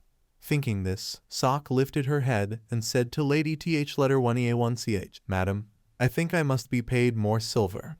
Lady Th letter 1EA1CH suspiciously asked, "What do you mean, you want more silver?" Sok calmly replied, "Yes, that is what I mean. I require an additional 1,000 taels of silver." Hearing this, HO letter 1AFC Anne impatiently questioned, 1,000 taels, with 5 million silver already enough. "Why do you still demand more?" Sok answered seriously, "The situation has changed. This concerns my very life, so I must be paid accordingly." Lady Th letter 1EA1CH frowned, surprised. "You mean this matter is that dangerous?" Sok steadily lifted her cart back up and spoke indifferently. "That is a high-grade fiend spirit. Even if it were only King spirit level, it would be enough to threaten human life, let alone being higher than King spirit." The cart was quickly set upright. Sok continued, "If it surpasses that level, it will be a disaster. Reaching spirit grade level means no sorcerer can destroy it. Unless there is a sorcerer of equivalent grade, then perhaps." Hearing this, Lady Th letter 1EA1CH's face darkened. After hesitating a long while, she nodded in agreement. "Fine, I agree." HO letter 1EFC Anne hurriedly wanted to stop her. But Lady Th letter 1EA1CH waved her hand and said, "We must find a way. Absolutely deal with that M letter 189C Qin Van for me." Sok gave a cold laugh, indifferent. "If fiend spirits have many grades, then we sorcerers also have many ranks." As she spoke, she removed her cloak, revealing her face, and in a deep voice declared, "In order from above down, it is Th letter 1E7N, NH letter 1E5T, NGUY letter 1EC7T, Chi Miru Thu, 2 ranks higher than M letter 189 Th letter 1E7N. A one-method adept who has completed 5 years of basic cultivation." Sok was exactly such a one-method adept, and she even possessed a spirit familiar. The moment her face was revealed, Lady Th letter 1A1CH was even more shocked, and letter 189 letter 1A7N was her junior. She was much younger than Lady Th letter 1A1CH had thought. Yet soon after, Lady Th letter 1A1CH was given another surprise. Around Sok now appeared a wisp of black Kai. She coldly said, "I am one of the 3 great sorcerers of QU letter 1EF7 Lin Pavilion, able to command every kind of CM letter 1ECB Vong L letter 1 Bezel letter 1E3NG as a spirit familiar." In an instant, that black Kai transformed into a solid form. Sok stepped out of the door, speaking coldly. "Plainly put, that young master will never come to harm free, that is certain." She departed carrying an overwhelming aura, determined to kill Qin Van no matter what. As night covered Enhirn M letter 189C Sword Manor, a bloody battle was about to break out. On the other side, in Qin Van's room, the place had already become a battlefield. Furniture destroyed, Ma Tang and Cao To letter 1EA3N unconscious. At this moment Fan Lin was cursing in great displeasure. "Damn it, how dare those people ruin my good plan? If Qin Van had been struck and died, then that death would no longer count as voluntary. I would lose this chance." Just then, Qin Van's body suddenly began to show anomalies. Fan Lin frowned in shock. Death Kai and Yin Kai, impossible. Qin Van actually absorbed Death Kai. She silently observed him, inwardly amazed. This boy is truly bizarre. Qin Van could perform that ritual. A youngster who did not even understand what channeling Kai meant could accomplish all of this. And now he could even absorb Death Kai into a living body. While she was still marveling, Qin Van opened his eyes. Fan Lin stood by observing him. She hated to admit it, but indeed she was becoming more and more intrigued by him. Qin Van had no idea of these thoughts of Fan Lin. He was examining his own hand. A surge of black Kai was wildly pouring out of it. Qin Van smiled with satisfaction. As expected, channeling Kai in reverse was the right method. Unlike true Kai, the kind of Kai absorbed this way did not dissipate. It was just a pity that it could not form gathered Kai in the Danshin because the amount was too little. Hearing this, Fan Lin could not help but unhappily ask, "Hey, are you really still alive?" Qin Van pouted. "I am still alive, as you can see." Fan Lin heard this and irritably spoke. A living person this vigorous, how could he possibly absorb Death Kai? While speaking with Fan Lin, Qin Van noticed his room was a mess. He frowned in puzzlement and asked, "By the way, Fan Lin, why has the room become like this?" Fan Lin was startled, avoiding his gaze. "Curious, are you?" Qin Van nodded slightly in surprise. "Ma Tang is in chaos. Even guard Cao To letter 1EA3N has fainted. Why is that?" Fan Lin originally intended to cover it up. But at that moment Ma Tang suddenly regained consciousness. He told Qin Van everything, making Fan Lin angrily shout, "You fool, do you not understand anything?" She furiously beat Ma Tang, while Qin Van did not intervene. Instead he hesitantly asked, "Really, you will not tell me?" Fan Lin snorted coldly, turning her head away, pouting, "Luckily I saved your life from reverse killing." Hearing this, Qin Van asked doubtfully, "Reverse killing, what is that?" But right then, the room suddenly echoed with noises, startling both of them. Fan Lin seemed to sense something. Qin Van glanced at her and asked, "What is it?" Fan Lin snorted coldly, "These troublesome mortals, messing everything up." Before Qin Van could understand, he already saw something on the floor. A swarm of pitch-black insects was flooding into his room. With disgust in her voice, Fan Lin said, "Which lunatic dares to use this thing as a spirit familiar?" Qin Van was confused, bewildered and asked, "What is that?" Fan Lin slowly explained, "C M letter 1 ECB Vong L letter 1 Bo letter 1 E3 NG of Handa Mountain. They are C letter 1 EDU true." In just an instant, Qin Van's room was surrounded by thousands of beetles, their numbers as vast as an army.